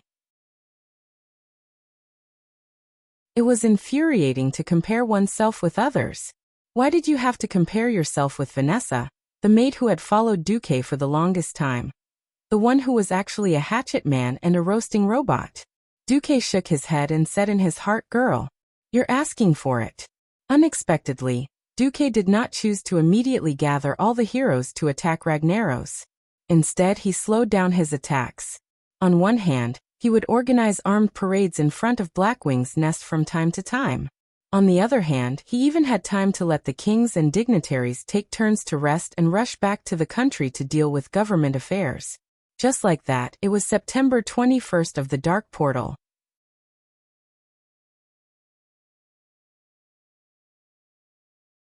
Chapter 1168. The former prince of the Black Dragons and current king of the Black Dragons, Nefarian, was no fool. He was puzzled and uneasy by Duque's display of power. The Alliance's hero group had slowed down their attacks, and even had the time to parade in front of Blackwing's lair. This was a warning to him. Of course, he knew what kind of people the Blackhand brothers were. If they dared to leave Blackrock Mountain when the Alliance's strongest forces were free, they would be courting death. In addition, the Molten Core's fire elemental monsters had all been withdrawn. Nefarian had no choice but to order the Blackrock Beastmen to retreat. There was something else that almost drove Nefarian crazy. The princess of the Black Dragons, Onyxia, actually surrendered after being defeated, and willingly became the human magician Duke Marcus's mount. At first, Nefarian thought that it was a smokescreen released by the humans. Later, when Nefarian's shadow clone went to the front lines to supervise the retreat, he coincidentally saw Onyxia running over to launch an air attack on the retreating Blackrock Beastmen. Nefarian then realized that his sister had really fallen. "Onyxia, you're crazy. You actually became a lackey of the humans." Nefarian's illusion roared at the familiar figure in the sky. To be honest, Onyxia did not want to face her brother like this. This scene was like a certain island girl pretending to be an obedient girl in the day, and at night she ran into her brother at the bar. Just imagining the drama and *T would make one want to die of embarrassment. At that moment, Onyxia's 10-meter-long dragon body visibly twitched. The originally agile snake-like dragon neck was like some kind of rusty machine, unable to turn for a long time. For a few seconds, Onyxia wanted to just walk away and escape from reality. In the end, she managed to stop herself. She flapped her huge black wings that were almost fully healed and hovered not far above Nefarian's illusion. "Yo, my dear brother, are you trying to say that I'm a disgrace to the dragon race? Alright, since Alex Strassa was once captured and tortured by the Beastmen, I want to say that I'm not the most shameful one." Onyxia's lack of ambition almost made Nefarian faint from anger. Where's your ambition? Where is your pride? Where's your dignity as a dragon? Nefarian roared at the sky. She seemed to shrug her shoulders, but she didn't. Sorry. My eldest brother. How insignificant were these things in front of the power of destiny. When you have the chance to face Duque, you will know that you are actually fighting against the god of fate. You. Nefarian was at a loss for words. After a long while he said, You are willing to give up on yourself. You are willing to become a human's mount and dog just to go against me? Don't forget. You're no match for me. Onyxia had an indifferent look on her face. Fallen? Perhaps. Although the humans are now saying that I have forsaken the darkness for the light, whether or not I should fight with you, I really have not thought about it. Perhaps, with Duque's encouragement, I might really have the courage to fight you. Nefarian suddenly remembered something. Wait. Onyxia. Did Duque bite you on the back of your neck? A rare blush appeared on Onyxia's dark dragon face. Mortals would not be able to tell the difference, but Nefarian, who was of the same dragon race, could tell at a glance. You. At this moment, Nefarian was on the verge of breaking down. Regardless of whether he admitted it or not, he seemed to have become the brother-in-law of a lowly human that he looked down on. If it was not an illusion but his real body, it was very likely that he would have vomited blood at this moment. You useless thing. From today onwards, I will no longer admit that I have a shameful sister like you. You are exiled, Onyxia. Every black dragon will see you as an enemy. Nefarian said ruthlessly. Unfortunately, he was only halfway through his sentence when Onyxia's invisible pretentiousness choked him back into his stomach. But Duque has already spoken to Alexstrasza. He said that after observing me for a period of time in the Dragon Slumber Shrine, he will consider conferring me the title of Earth Guardian. Nefarian spat. If he was an old man with a weak heart, he might have died of a heart attack. He and her father, the Wing of Death, Nesario, had cheated the other 4 dragon clans in the ancient war. That was why the Black Dragon clan had the glory of suppressing the 4 dragon clans for 10,000 years. In the circle of black dragons that were popular for being sinister and cunning, most of them saw Nesario's betrayal as a wise and heroic move. Well, now the title and responsibility that their father did not want and spurned back then had actually been taken back by his own sister. Wasn't this a slap to the face for him and his dead father? Not only was it a slap to the face, but it was also a slap to the dragon teeth.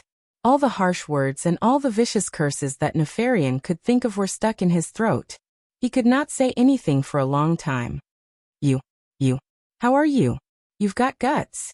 You've obviously fallen shamelessly, but you've actually fallen to the point of reason. Onyxia, I'll give you one last chance. Immediately fly to the highest point of the Blackstone Tower, kneel to me, and beg for my mercy. Otherwise, when I'm free, I'll definitely hang your dragon head on the main entrance of the Blackstone Fortress, and show all the dragons in the world your final fate. Before Onyxia could answer, she suddenly saw the flash of a portal beside her. A burst of light lit up, and Duque's figure appeared on the dragon's saddle on Onyxia's back. Duque patted her lightly, and Onyxia immediately understood. She immediately descended, and her huge body shrank at a high speed. In the blink of an eye, she turned into the appearance of Countess Katrana. In front of Nefarian, Duque hugged Onyxia from behind, and gently bit the back of her neck. Onyxia did not resist, and just let Duque do as he pleased. Nefarian's eyeballs almost popped out of their sockets when he saw this. Unfortunately, he could not stop all this at all, because he was just an illusion here. Looking at Nefarian, who was trembling with anger, Duque laughed, and directly made Onyxia gasp for breath. Yo, Nefarian, you seem to have forgotten something, right? Do you remember? Who let your father's head be hung on the main entrance of the Dragon's Sleep Shrine? Nefarian shuddered, and immediately recalled the horror of Duque in the past. That's right. It was this seemingly inconspicuous mortal in front of him who single-handedly planned 2 ambushes. The first ambush directly killed the strongest of the black dragons, Nethario. The second ambush directly subdued the noblest female Onyxia of the black dragons. Yes. Nefarian, you're the target of my 3rd hunt for the black dragons.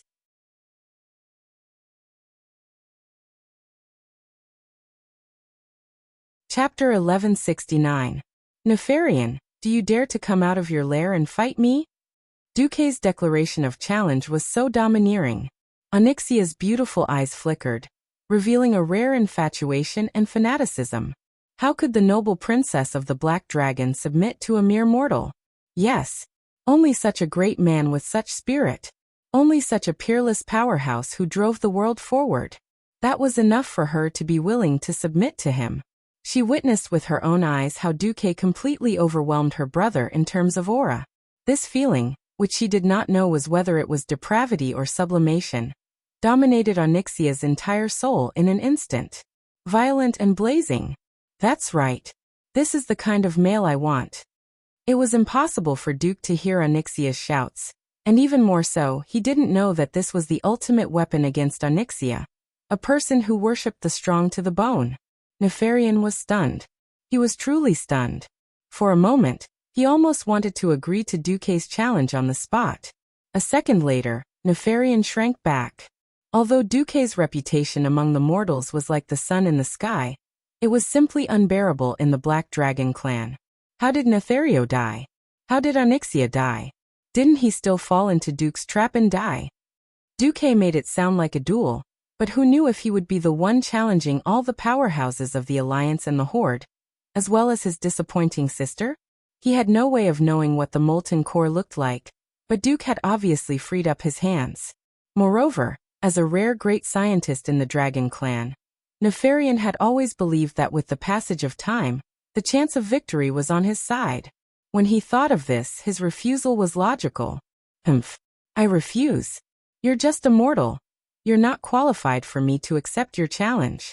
Of course, if you and your laughable teammates have the ability to kill your way to my throne at the top of the Blackrock Spire, I don't mind personally granting you eternal death. Nefarian's phantom disappeared after letting out a few pretentious chuckles. Duque heaved a sigh of relief when he felt Nefarian's consciousness fading away. He immediately teleported back to Karazhan with Onyxia. As soon as they stepped out of the portal, Onyxia turned around and revealed a bright smile with a blush. Yo, my dear master, why do I feel that you don't want my brother to come out and fight with you? Duque patted the dragon butt, and Onyxia immediately let out a coquettish cry of surprise. No sane commander would want to fight on two fronts, because that usually meant defeat and death. Although we used Majordomo to deceive the sleeping Ragnaros, the extinguishing of the flame rune will eventually trigger his nerves. Now the only way to deal with Ragnaros was to scare Nefarian and prevent him from escaping. Of course, it's also a good choice if Nefarian comes out to die. Onyxia's eyes turned craftily. You're afraid that when we're dealing with the Fire Demon King, my brother will come out, right? That's why you're deliberately trying to scare him. Will this work? Duque's eyes flashed. I can't afford to take the risk, but how can he? After all, I'm a man with the titles of Dragon Slayer and Dragon Vanquisher.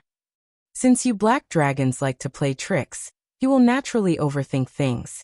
Overthinking things means that he is not decisive. Nefarian will definitely not dare to come out before his research is completed. Aren't you afraid that my brother's research? For someone who has already peeped into fate, your brother's research is not worth mentioning. Fate? Onyxia felt as if her heart was being violently tugged at. She could not be afraid of the strong, retribution, and revenge, but she was afraid of fate. Moreover, when faced with an existence that knew all your cards but could not do anything about it, the deepest despair would definitely drive her crazy. It was this helplessness and desperation that caused her to surrender. Suddenly Onyxia knelt down. Master, did you know? You were too domineering just now. I like it. Duque felt that something was wrong. Wait, what are you doing? Didn't you always ask me to taste the dragon taming whip? Now I'm taking the initiative to taste it.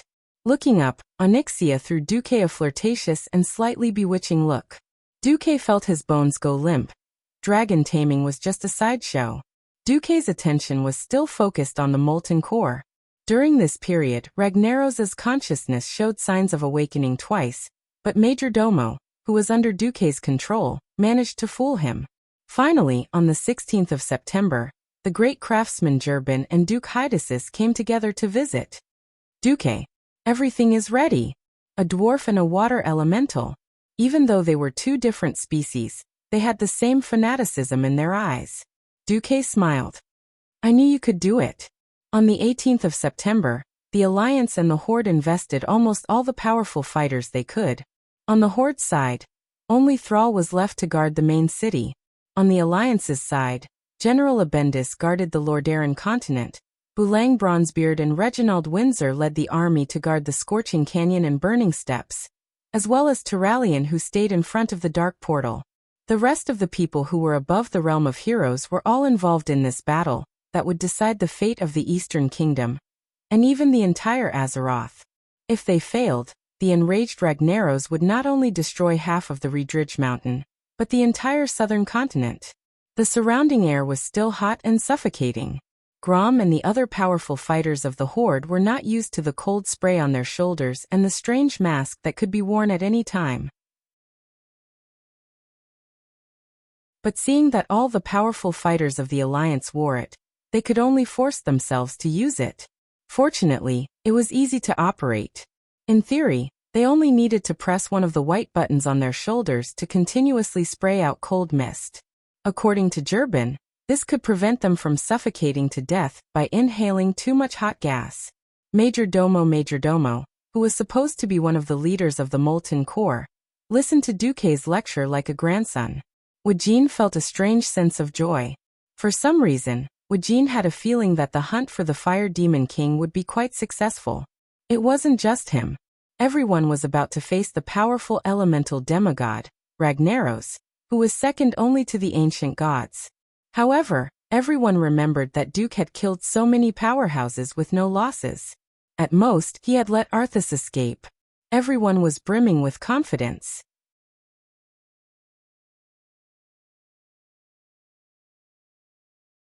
Chapter 1170. They were in the northeast part of the Molten Core. As they watched Majordomo walk towards the huge lava pool in the middle of the spiral-shaped land, everyone started to get nervous. They couldn't help but be nervous. The terrain here was terrible. In a sense, this place was like the mosquito coil that Duze used before he transmigrated. The lava was about 10 meters wide, and could be passed through after it cooled down. On both sides, there was an endless river of lava. If an ordinary person were to fall into that high temperature, they would probably be dead in an instant. Even if they wore many pieces of fire resistance equipment, they wouldn't last long. The brave Grom had already tried it when he was scouting the area. If he jumped in with almost a full set of iron armor, he would probably be able to survive for a minute. Any longer than that, and even God wouldn't be able to save him. Even so, the other party members wearing 3 pieces of fire resistance equipment could only last 20 seconds at most if they were healthy. Unless they received healing spells midway, they would still die. Unfortunately, the other party members couldn't wear as many fire resistance equipment as the warriors who were carrying Ragnaros. Otherwise, their damage output would be reduced. It was almost midnight. This was the best time of the day to attack. Although this was almost negligible to the Fire Demon King, it was still better to have a higher chance of winning. Everyone heard Duque shout, "Last 3 minutes. Everyone, please check your status again. King's Blessing, Blessing of Power, Blessing of Wisdom, Arcane Wisdom." Apart from that, Magni, who was carrying Ragnaros, started to drink the lung cocktail, made from the Cursed Land's wild boar lung slices. He also drank the Titan Potion, which could increase his stamina. The Rangers checked each of their arrows, and the bandits carefully applied a special potion to their weapons. Of course, none of this could compare to an enchantment, the fire extinguishing enchantment provided by the Hydrothea water elemental. This enchantment did not appear in the original history. It could easily transform the damage of cold weapons into water elemental damage. Even bandits could use their daggers to stab Ragnaros, who was a combination of fire elemental. This was the key to this battle. Ready? Team leaders, please report. Duque shouted again. Team 1 completed. Team 2 completed. When everything was ready, Duque finally nodded at the shivering Majordomo. Trembling, the manager gave his last warning. You must reveal the secret of the Son of Flames at all costs. You will pay a huge price for your reckless behavior. Speaking up to this point, it was no different from the original history. Who would have thought that the next topic would change? Why don't we give up? Once I summon the true master of this place, all existences will have to face his endless wrath. Not only your puny lives, but even my life will be over. Huh? Wait a minute. Something didn't seem right. Forget it, I don't care about him. He's going to die anyway. Duque pursed his lips. Onyxia in human form walked over on the spot with a malicious smile. Major Domo shuddered. His buttocks shook, and he wagged his tail out of habit. In the past, his long tail would have responded to him. Now more than half of its tail was gone. Not to mention swimming quickly, it could not even stand steadily. The Black Dragon Princess had traumatized him greatly. I'll do it. Under everyone's gaze, Major Domo raised his hands high like a charlatan. After a string of fire elemental incantations that no one could understand, he cried, Ragnaros, the King of Flames, he is older than this world itself. Now it's too late. Be it me or you, surrender before him. Surrender before everyone's doomsday. No one paid attention to his pitiful cries. Everyone focused on the center. Everyone could clearly feel that the lava pool at the center that had been calm a moment ago had suddenly begun to boil. It was like a fountain, spewing higher and higher.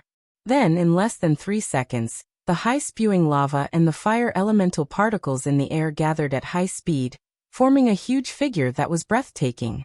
Below it were nearly 10 cone-shaped tornadoes of fire that gathered in a clockwise or anti-clockwise direction. Moving up, there was a slender waist that did not match its burly figure. Above it was an inverted triangular upper body. On its abdomen, there were more than 10 golden metal plates that seemed to be embedded in it to protect Ragnaros' abdomen. Then there was a well-defined breastplate, a pauldron made of 3 sharp rocks, and a gauntlet that kept flashing with fire. On his back was a pair of wings that looked like flying wings, and on his huge right arm was a large divine artifact hammer that had a head the size of a house. Hand of Savras, Ragnaros the Balrog. Looking at the golden light on the hammer and the huge metal protrusions on the hammerhead, it was hard to imagine what would happen to a mortal if they were hit by such a huge hammer. When Ragnaros woke up, he immediately saw his servant kneeling in front of him. He did not care about the reason at all and asked, Why did you wake me up? Major Domo, why did you disturb me? Major Domo secretly glanced at Duque, who was not far behind him, and said the line that he had prepared earlier. It's because of these invaders. They broke into your temple and wanted to steal your secrets. Duque squinted. He compared the conversation between his memory and the system elf that he had left in his retina. He finally realized what was wrong. Major Domo did not call Logger master. What the hell is this? Even so, Ragnaros was enraged as expected. Fool, you let these worthless bugs into this sacred place, and now you've even led them to me. You disappoint me, Majordis, you disappoint me. After saying that, Ragnaros did not even wave his hammer. He raised his left hand high up. Every mage could feel a large amount of fire elements turning into streams of light, and being forcibly pulled out of Major Domo's chest by Ragnaros. Major Domo screamed, My flames, please don't take away my flames. Unfortunately, his power was bestowed by Logger. So was his life. When the Fire Demon King withdrew everything, he fell to the ground like a dead snake. He fell into the lava pool with a splash.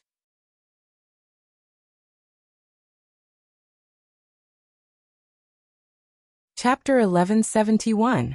Ragnaros turned his head and said angrily to Duque and the others, Now it's your turn. You foolishly pursued Ragnaros' power, and now you're about to see it with your own eyes. Go to hell, mortals. Along with his thunderous voice, the Fire Demon King Ragnaros raised his huge red and black warhammer high. At this moment, the entire hero group remained unmoved, and only Duque snapped his fingers. Asterisk rumble, rumble. Asterisk a rumbling sound that shook the entire lava world suddenly came from afar. Ragnaros was stunned. The sound came from afar and spread at high speed, and then even the ceiling of the rock cave where Ragnaros was located began to tremble. Under the illumination of the lava, the stone pillars and the load-bearing rock walls that supported the giant cave creaked and shook incessantly.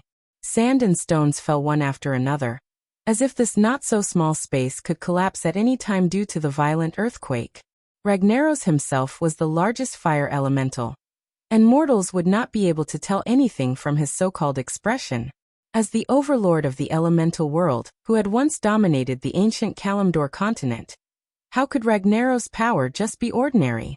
"Mortal, what have you done?" His angry roar was accompanied by a copious amount of pressure that spread in all directions. Just his roar alone caused the rivers of lava on both sides of the stone path to react. It was as if every drop of hot lava in the surroundings had increased in temperature by a few thousand degrees after hearing his voice.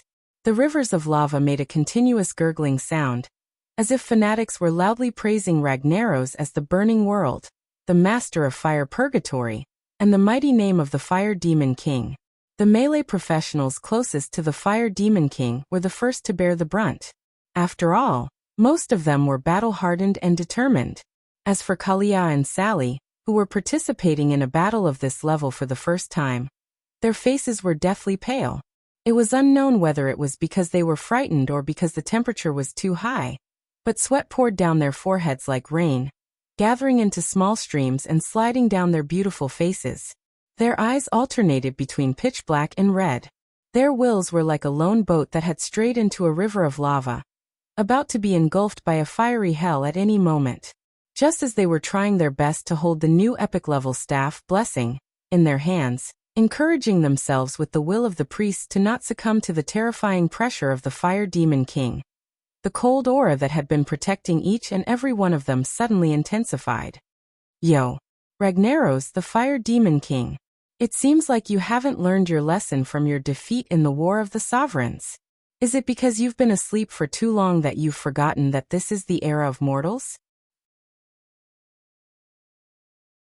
Dooku played it down, but his voice was clear, causing the weaker members to tremble. The frost aura emanating from Dooku's body was so strong that even Queen Sylvie, who was slightly closer to him, could not stand it. Her face turned pale and her teeth chattered. Even so, the stubborn Servanas never left Duke's side even half a step. "Sorry." Dooku turned his head and said softly. He then quickly adjusted his magic circuits, and the output of frost elemental energy. Jaina and Ronan looked at Dooku in shock. This was the first time they had seen Dooku unleash his frost elemental energy. After entering the molten core, he had reminded Ronan time and time again that an individual's strength was limited. There was no need to fight against the entire flame world with Breaking Dawn magic. Why did Dooku take the lead to violate this iron rule? Did he dare to use mere mortal strength to fight against a demigod elemental king who had the terrain advantage? Dooku drew his sword. Although it was a little inappropriate for the strongest pharaoh to slash someone with a sword, Dooku had indeed drawn his sword. More than 50% of his mana was poured into this sword, and it shot towards Ragnaros' left arm like a bolt of lightning. A streak of icy cold light streaked across the sky. In his field of vision, it even more so split this scorching hot world into two. Amidst the sky full of sparks, everyone, including the fire elemental servants hiding in the river of lava, saw Ragnaros' right arm suddenly explode into a sky full of sparks. Then a hole large enough for a carriage to pass through appeared on the arm below his right wrist. There were traces of cold air on the hole, and frost elemental energy swirled there like an ice tornado, resisting and wearing away at the endless fire elemental energy in Ragnaros' body. The Alliance and Horde heroes all opened their mouths wide in shock. They could not understand what was going on. They could tell from the frost aura that Dooku had used up a large portion of Dooku's mana. To them, this was like hitting a rock with an egg. Why did Dooku make such an unwise move? Ragnaros laughed sinisterly, but his smile froze in the next second. It was as if he heard the most inconceivable sound in his life. Dooku's seemingly unplanned attack was just the beginning, and it was far from the end. After Dooku's frost sword pierced through Ragnaros, the remaining force of the sword did not dissipate. It directly shot into a huge lava wall 250 meters behind the Fire Demon King. The cold light sunk deep into the wall, and there seemed to be no more sound.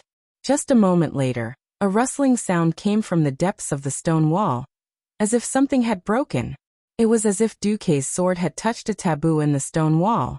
There was a loud bang, and a huge water column suddenly sprayed out of the deep cave, instantly lowering the temperature of the entire huge cave by at least 10 degrees Celsius.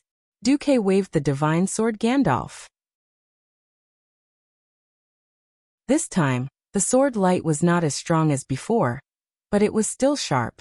Even if Lager wanted to stop Duque, he could not stop him from destroying the huge rock walls around him at high speed.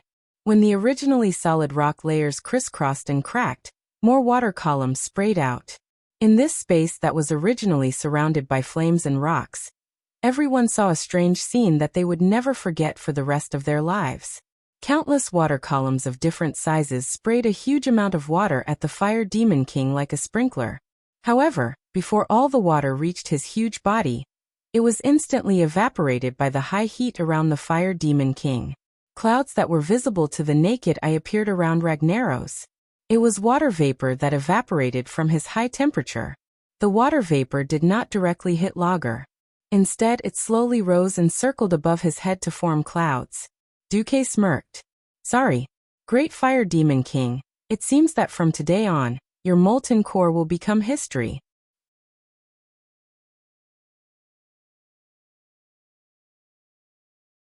Chapter 1172. At this moment, there were huge cracks everywhere inside the molten core. They extended in all directions and separated to the left and right, forming a deep valley and two roughly parallel edges on the ground. When they spread to the sides of the lava rivers, the overflowing lava inevitably began to pour into the huge deep valley. However, at the bottom of the deep valley, there was also a huge amount of seawater spewing out. Fire and water fiercely intersected in every corner of the molten core, making loud sizzling sounds and rising water vapor, due to the high heat everywhere. Impossible. How did you do it? Ragnaros finally let out a cry of surprise. Duque elegantly drew a semicircle from right to left with his hand, and finally placed it on his left shoulder, giving a noble salute.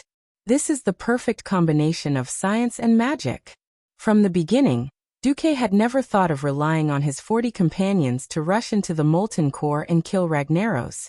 The molten core in reality was not that simple. At the very least, after so many months of travel, Duque's system had scanned traces of Ragnaros' power everywhere. How could a demigod of the fire element, who could spread his power all over his territory, be defeated just by killing his main body? Duque had to prepare for the worst. The entire molten core was the backing of Ragnaros, or even more exaggerated, the molten core was Lager, and Lager was one with this underground world of flames. Using the power of mortals to fight against the entire world of flames. What was the difference between this and an idiot sticking his penis into the ground and saying that he had forcefully pushed down the entire planet? Ignorant and ridiculous. What Duque wanted to do was to use the power of Hydraxia's water element and the help of the dwarven miners to destroy the entire molten core. It sounded like a fantasy, didn't it? But after careful research and comparison of the ancient Kalimdor continent and the other continents of the Azeroth, Duque came to a shocking conclusion. The 4 largest continents of the Azeroth were most likely floating islands or semi-floating islands that were not closely connected to the Earth's crust. Come to think of it, it was precisely because the Well of Eternity exploded that the entire continent was blown into 4 big pieces. That was how Kalimdor, the Eastern Kingdom, Northrend, and Pandaria came into existence. However, 10,000 years ago, these 4 continents were not in their current positions. This place was originally a deep sea that stretched as far as the eyes could see. As a transmigrator who understood the continental drift theory, Duque was sensitive to this. The foundations of the continents were not strong. It was very likely that when the 4 continents exploded, they bumped into a huge bulge at the bottom of the sea, which then stabilized and became what it was today. With the help of the Haitian water elementals, Duque finally knew that Ragnaros had activated a huge active volcano that was originally located in the deep sea. Through the eruption of the volcano's magma, a flame passage was created from the bottom of the Eastern Kingdom's continent all the way to the floating continent. Duque did not know if the passageway was as sturdy as he had imagined. Duque only needed to know that the area below the molten core was actually the ocean. What happened next was logical. The dwarven craftsman, who had once introduced a shield-boring machine that was specially used for digging holes and dug an underground tunnel from Ironstove Castle to Stormwind City in a few years, easily found dozens of shortcuts to the ocean with the help of Duque Dasis and the other water elementals. Just as Duque and Ragnaros started fighting, the dwarven craftsman at each node detonated the last thin layer of rock, and then escaped through the prepared portal. While Duque and Ragnaros were fighting each other, 20% of the Fire Demon King's precious territory had been flooded at this time. The powerhouses of the hero group finally knew why Duque had asked them to prepare the underwater breathing magic that the Haitian water elementals had prepared for them, as well as the underwater breathing equipment made by the gnome engineers. At worst, they would flood the entire molten core and fight a water battle with Ragnaros. Humans, elves, beastmen, and so on. It was inconvenient to fight a water battle, but Ragnaros was a fire elemental. Would he dare to fight a mortal in the water? The originally violent Ragnaros became even crazier. Mortal, I don't care who you are. I'll make you pay for this now. The moment Ragnaros roared, the huge fire demon warhammer smashed down. The deafening rumble made people feel as if a mountain had fallen from the sky. Hey, do you want to kill me? Have you asked for my permission? The short man Magni quickly activated Deity's Descent and turned into a large short man. Although his height was smaller than his width looked a little ridiculous, he was still very reliable as a true powerhouse. The axe and hammer in his hands, which were also made of silver metal, crossed in midair, firmly blocking the path of the hammer. Clang! With a loud bang, the collision of the three weapons created a huge shockwave, and Duke, who was hiding behind Magni, had his cloak fluttering in the wind. Duque was unmoved. Just this boldness of not even blinking was enough to make the onlookers feel deep veneration. Ragnaros, are you really not going to do anything?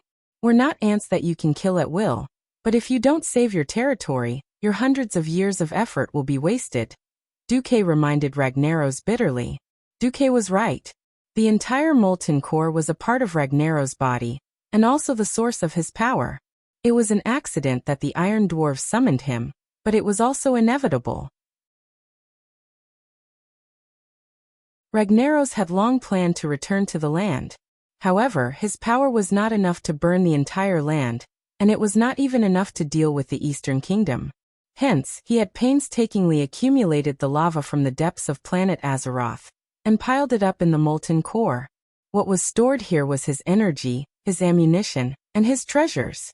If he could quickly get rid of Duque and the rest, he could of course immediately turn around to deal with the crisis of the molten core being flooded. On the contrary, he could not quickly get rid of Duque and the rest, so he had to make a choice. No matter what choice he made, Duque would definitely not lose. Damn it! Ragnaros roared, and raised his left hand.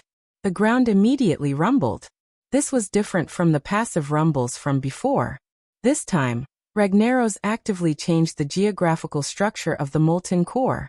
Although the powerhouses were not too clear about the situation outside, they could still see a curved crack extending along the spiral flame pool.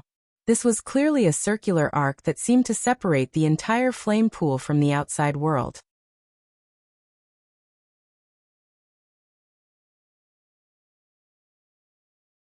Chapter 1173.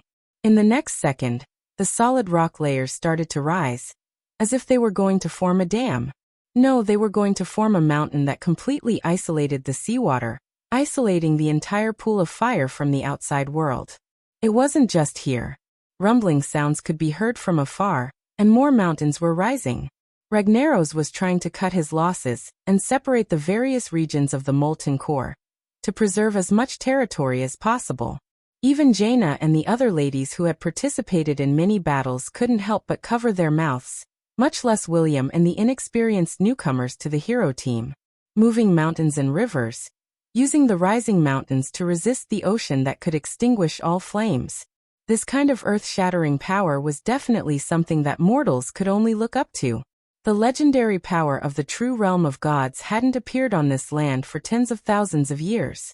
When almost all the ancient gods were sealed during the War of the Dominators, and when the last batch of demigods perished in the War of the Ancients, There were no more such legends in the mortal world, especially in the Eastern Kingdom.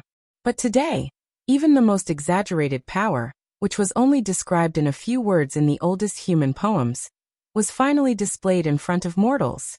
Even the bravest and boldest mortal warriors didn't dare to imagine what would happen to them when they only had the power of mortals and faced such a terrifying fire-type demigod. However, there was no doubt that the mortals had the upper hand now. All of this was because there was a hero who could allow mortals to stand on equal footing with demigods and true gods. Duke Marcus. After months of preparation, the results were finally showing. Duque raised his head 45 degrees and stared at Ragnaro's figure, which was at least 15 stories tall. There was also a fanatical look on his face. It was the taboo excitement of being about to challenge authority and absolute power. This time, it wasn't the outsiders who were weakened by the Titan magic formation that stood in his way. Instead, it was a genuine and incomparably powerful local demigod. He wasn't an individual like Onyxia, but a top-notch demigod who was at the pinnacle of the demigod realm and controlled an elemental domain. Now it was time for him, Duque, to personally blow the horn to attack. So what if Ragnaros could control the flames within a radius of thousands of miles? I can extinguish all your flames with a water attack. Logger, so what if you're a top-tier demigod? I use science and magic to block most of your power. Come on. Mad Fury. Attack.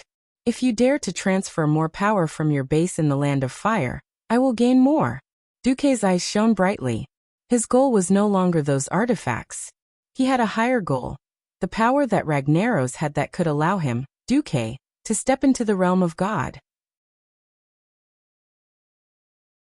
After all, Ragnaros had just woken up from a deep sleep. He was still a little confused, but he immediately discovered the method Duque used to inform his men. Magic message.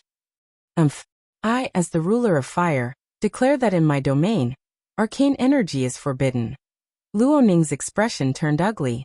He was shocked to find that the arcane elemental energy around him, which he used to communicate with at all times, seemed to be afraid of something and began to move away from him. Yo. Ragnaros, there are still nature, frost, shadow, holy and so many other elements. Why don't you ban them all? Duque sneered and snapped his fingers for the second time. At this moment, the water elemental that had been standing beside Duque suddenly reacted. The water elemental of a mage was essentially a purer magical creature. It did not belong to the Hydraxia water elemental faction, but this did not stop the water elemental from using its own method to transmit information to Duke Hydraxis. Outside the fire pool, Duke Hydraxis let out a roar, and a huge waterspout rose from his arms. The waterspout that was hundreds of meters tall easily destroyed the earth barrier that Ragnaros had raised with his divine power. Bastard. Logger almost went crazy with anger. If it was any other day, he could destroy an ordinary leader of the water elemental formation with a single finger. One had to know that in the War of Domination, he had even killed the leader of the water elemental formation, Tidehunter Neptulin. Why would he care about a small leader of the water elemental formation? But now, there was still Duque and the others holding him back, and there was also the huge amount of seawater distracting him. He could not concentrate his power for a long-range attack. Ragnaros was really angry now. I have lost my patience. All of you can go and die. With that, he blasted Magni with Rage of Ragnaros. The Avatar state could make the Shorty King immune to most fire damage, but the strong impact still caused Magni to roll away like a gourd. At this moment, Duque raised his right hand high and waved it down. This was the call for charge. Without any hesitation, another tall and burly figure rushed over at high speed and stood at the front of the team. Cowhead Chief Cain Bloodhoof. After putting on almost a full set of black iron fire resistance plate armor, he who was already huge, now looked more like a war machine. The totem pillar that was emitting an icy blue water elemental glow swept horizontally and smashed heavily into Ragnaros's waist. Hey, Ragnaros! I'm here to greet you on behalf of your water elemental father. Old Cow laughed mockingly. Duke blinked. This old bull has mastered the taunt divine skill to the point of perfection. Water and fire were incompatible. It was the same in Azeroth. How could Logger tolerate the accumulated hatred of tens of thousands of years? and the fact that Lager had killed Neptulin. The fire elemental formation was originally very irritable, and Lager was easily angered. The Firelord Warhammer that was raised high up in the air had been targeted at the damned Duque 5 seconds ago. Now it had become that annoying old cow. Bam! The giant Firelord Warhammer clashed with the totem pillar, and a huge ball of flames burst out. However, Kane was able to block the attack easily with the help of his superb equipment, which gave him a massive boost in strength. The old bull snorted and laughed. That big guy only has this much power? It doesn't hurt. It doesn't itch. If Ragnaros had legs, he would definitely send this damned cow flying with a kick. When he was about to attack, the Shorty King, who had rolled away and soaked in lava for a few seconds, had already turned into a silver stream of light and charged back with intercept. Little burning man. Come. Let me make you into an eternal candle, and put it in the toilet of the Iron Stove Castle to illuminate shit. Duque was speechless. Could it be that one couldn't be a good warrior if they didn't have a sharp tongue?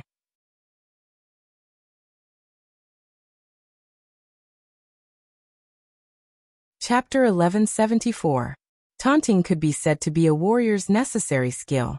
Apart from inexperienced fellows like William who only knew how to attack people, most of them had mastered the art of taunting that could destroy the world. Duque had the time to check the situation around him as he used his large frost arrow. The 4 Windrunner sisters kept knocking their arrows, throwing an empty quiver into the lava pool every 30 seconds. Ragnaros's body was too huge, but as a fire elemental chief-level creature, he didn't have any weak points. In other words, as long as he hit the target, he would be able to deal damage. For marksmen like the Windrunner sisters, they could even hit the target with their eyes closed.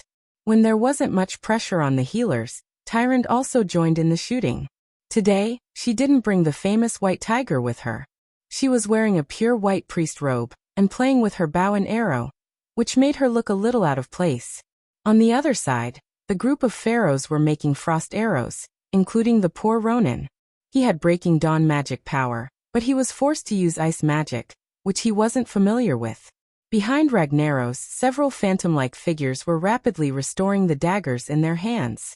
From time to time, they would appear and disappear into thin air again. Ragnaros could sense that there were small bugs behind him that were hurting him, but it did not seem to be that serious. No matter how powerful they were, they couldn't compare to killing those 2 fellows who kept cursing him. Of course, there was also the wizard named Duque who kept breaking the rock barrier and drawing seawater to deal damage to him. Ragnaros remembered this guy from the mouths of mortals. Compared to the other mortals, this wizard who drew seawater to attack him was the one who dealt the most damage. Almost every pillar of water forced him to use large amounts of fire elemental energy to counteract it. To him, the fire elemental energy was both his strength and his life. He hated that fellow named Duque to the core. Hey, Duque, can you not attract this big guy's attention? Why don't you carry this big guy? Magni cursed in the dwarven language. He knew that Duque could understand him. Duque rolled his eyes and silently cast a mirror image doppelganger while a ball of fire flashed, then activated invisibility, and walked away. The next moment, everyone saw a Duque being sent flying by Ragnaros's flames and falling into the lava. It seemed to have died. Everyone also saw a shameless fellow wearing a priest's attire as soon as he appeared. He openly blended into the group of priests and praised, "Holy light! We can put up a fight with this idiot." At the same time, he cast 2 strong healing skills on Old Cow. As the second warrior to carry Lager, Kane was obviously not treated as well as Magni, who was the main tank. As the pressure on Magni's side was too great, Kane was easily neglected. Moreover, the healer was from the Alliance, so of course, he would save the Alliance members first. Kane felt a little bitter. Who asked him to have thick skin and strong vitality? Heaven to the left, the warrior to the right. Who asked me to suffer? Tat tat tat. Hell right? It's not like I haven't been there before. Even if the healers couldn't keep up, Kane quietly completed his task and shared the damage for Magni. When 2 powerful and pure holy lights crossed the void and descended on his head, stimulating the recovery of his body. Even the scabs on his hands quickly fell off. Cain was very touched. Where did this new bishop-level priest come from? Cain took the time to look back, only to see a certain impure being in the group of priests winking at him. Old Cow was speechless. A Breaking Dawn wizard actually knows holy light? Alright. I don't care if you're a part-time or full-time priest, as long as you can heal me well. Duque's cameo as a priest was the most beneficial addition to the team's healing lineup. After all, apart from Benedette's, who was very reliable now but would be unreliable in the future, most of the healers in the team were newbies. This was especially so for Sally. She was often unable to heal because she was flustered. On the other hand, Duque had a plug-in made by the system, and could easily see the HP of everyone in the team. Even if the entire team was very well equipped and filled with potions, they couldn't help but feel uneasy after a long time without receiving any healing spells. After observing for a few seconds, Duque decisively let Tyrande return to be the healer. Tyrande, you take care of Magni and Cain. Sally, if Tyrande is sent flying, you take care of Magni. Kalia, you're in charge of the melee team. If you see them getting burned, just cast Recover. Benedette's, you're in charge of the ranger team and the wizard team. Breer Bearskin, you're in charge of the mobility team. If you see anyone injured for more than 5 seconds without healing, you go. It was a very chaotic scene. People were constantly being sent flying, and there were also idiots who were thrown into the lava river. When they floated up, their faces were covered in lava and they couldn't tell which way was north. If it wasn't for Duque occasionally switching back to a wizard and using the newly developed spell Frost Hands to pull up those who had fallen into the lava, a few of them would probably have died, such as Valera. She was once sent flying at the same time as Varian. She actually very heroically kicked Varian back in midair, and she flew far away and fell into the river, almost unable to get up. On the other side, Ragnaros had used almost all the skills he could. Rage of Ragnaros, Lava Blast, Elemental Flames, and all sorts of fireball spells of different sizes that were comparable to level 5-star Dawn wizards. However, the hero team's equipment was too good, and the group's fire resistance was so high that it scared him. Most of the time, when a large fireball smashed into them, they would only shake for a moment, or at most spit out a small mouthful of blood. Ragnaros was also angry. He raised his arms and shouted with a thunderous voice, "Come out, my slaves, and protect your master. I am invincible. Appear, slaves of the flames, your master is summoning you. Let the flames purify everything. Feel the flames of saffron." With these extremely classic lines, Duque knew that Lager was about to recruit underlings. As soon as Lager finished speaking, everyone in the hero team was dumbfounded, because they saw thousands of soldiers and horses. Hundreds and thousands of fire elemental elites emerged from the lava pool and charged at Duque's team at high speed. Each fire elemental was not huge, but there were many of them. That densely packed number. Although Ragnaros was high and mighty like a cat toying with a mouse, with his arms crossed in front of his chest, as if he was watching a show, there were so many of them. The corner of Duque's mouth rose. Thousands of soldiers and horses? I have them too.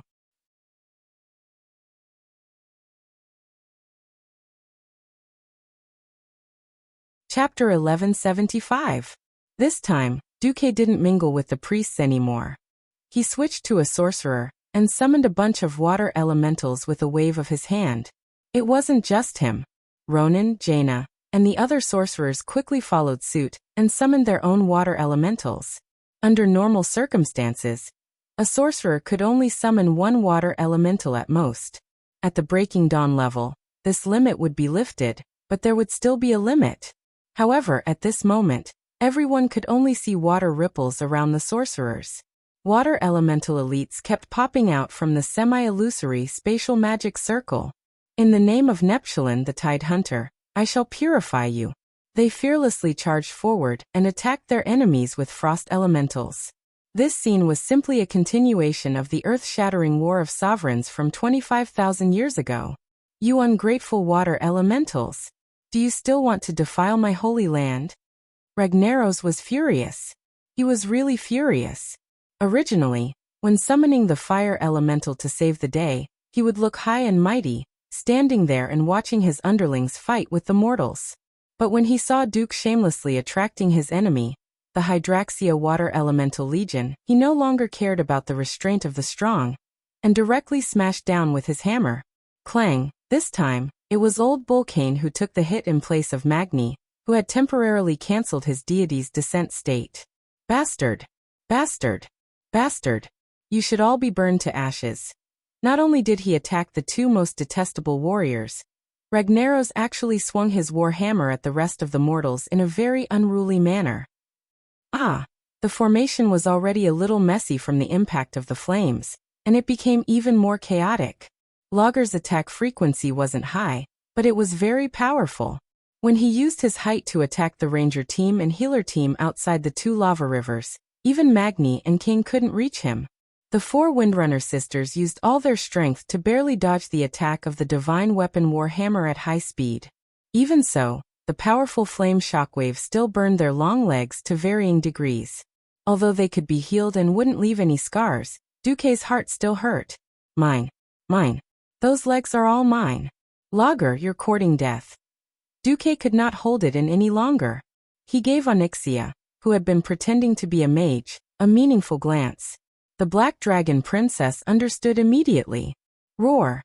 An intimidating dragon roar resounded throughout the underground cave. What?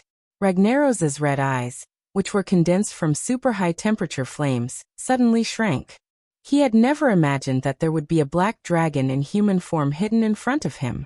It was not an ancient dragon that he could easily kill, but a powerful black dragon with the status of a demigod. He immediately sensed that the black dragon in front of him was not in a complete state. It was obvious that he had been injured not long ago and had not fully recovered. Moreover, the black dragon's divine spark was much lower than his. However, a demigod was a demigod after all. Even if there was a difference in strength, he could still pose a sufficient threat to him. Ragnaros aimed his hammer at the dragon's head on the spot. This hammer strike was no longer a casual strike. Instead, it was swift and fierce with a certain degree of swiftness. It looked like it was going to hit Onyxia's head on her agile dragon neck. It also looked like it was going to hit her left wing. And it also looked like it was aiming at her front claws. If it was the Onyxia of the past, she would definitely be at a loss of what to do and would have to choose to retreat. But it was different now. Through the soul connection, Onyxia saw a strange trajectory in her spiritual world. It was the soul message that she sent back to Duke from the part of her soul that she offered to him. The possible attack trajectory of the Balrog's warhammer, which looked like it could smash her brains out, fell into her eyes. Moreover, as her movements changed, the trajectory would also change accordingly. This brand new battle strategy, named Duke's Battle Simulation System, seemed to have opened a door to her that she had never seen before. Powerful and effective. Just when everyone thought that Onyxia had to avoid the attack, the Black Dragon made an unimaginable special move. She retracted her left wing, and used the claws at the tip of her right wing as a fulcrum to make a right side flip. When she narrowly let the huge flaming warhammer pass less than half a meter away from her dragon abdomen, her long dragon tail suddenly lashed out like a meteor hammer. The ice armor, which was already installed on the dragon's tail, and made from the deep-sea ice in the Hydraxia's water elemental territory, drew a huge arc in the air, and finally smashed on Ragnaros' head. Arg! The Balrog king cried out in pain. For the first time since the start of the battle, he retreated. His lower body that was wrapped in 3 layers of fire tornadoes supported his body and leaned back greatly, barely dodging the second attack from Onyxia's right hind leg. He managed to dodge it once, but he couldn't dodge it all the way. In order to dodge the Black Dragon Princess's consecutive attacks, his huge body was completely exposed in front of the hero group's melee combat team. Especially that group of bastard warriors, they did not hesitate to switch to their berserk mode and beat Logger up. In the blink of an eye, Ragnaros felt that his flame power had dropped drastically. But when he wanted to counterattack, Onyxia retreated. She didn't want to fight him head-on at all. Instead, she flew up and circled around him like a fly, harassing him without hurting him. Black Dragon. Isn't the dragon race known as the strongest race? Where's your manhood? Come on. Fight me head on. Ragnaros was furious. He threw huge fireballs the size of a thatched cottage at the Black Dragon Princess. Unfortunately, it was of no use at all. Just like how Onyxia wouldn't waste her energy to use fire dragon breath on Lager, Lager's flames couldn't do anything to Onyxia, who also played with fire. The Black Dragon Princess was insanely resistant to fire. Although she wasn't immune to it, she would still be slightly injured if she was hit by a fireball. However, Lager's fireballs weren't dense enough. In particular, in the tactical simulation system that Duque sent, he could clearly see the path of every fireball. If she really showed signs of being hit, there was also a red warning arrow. If she was hit even with that, Onyxia would be getting worse and worse. He threw nearly 1,000 fireballs in one go, and actually gave his opponent a 100% dodge. That wasn't a tiny mortal, nor was it a fake illusion. It was a black dragon that was 40 to 50 meters long.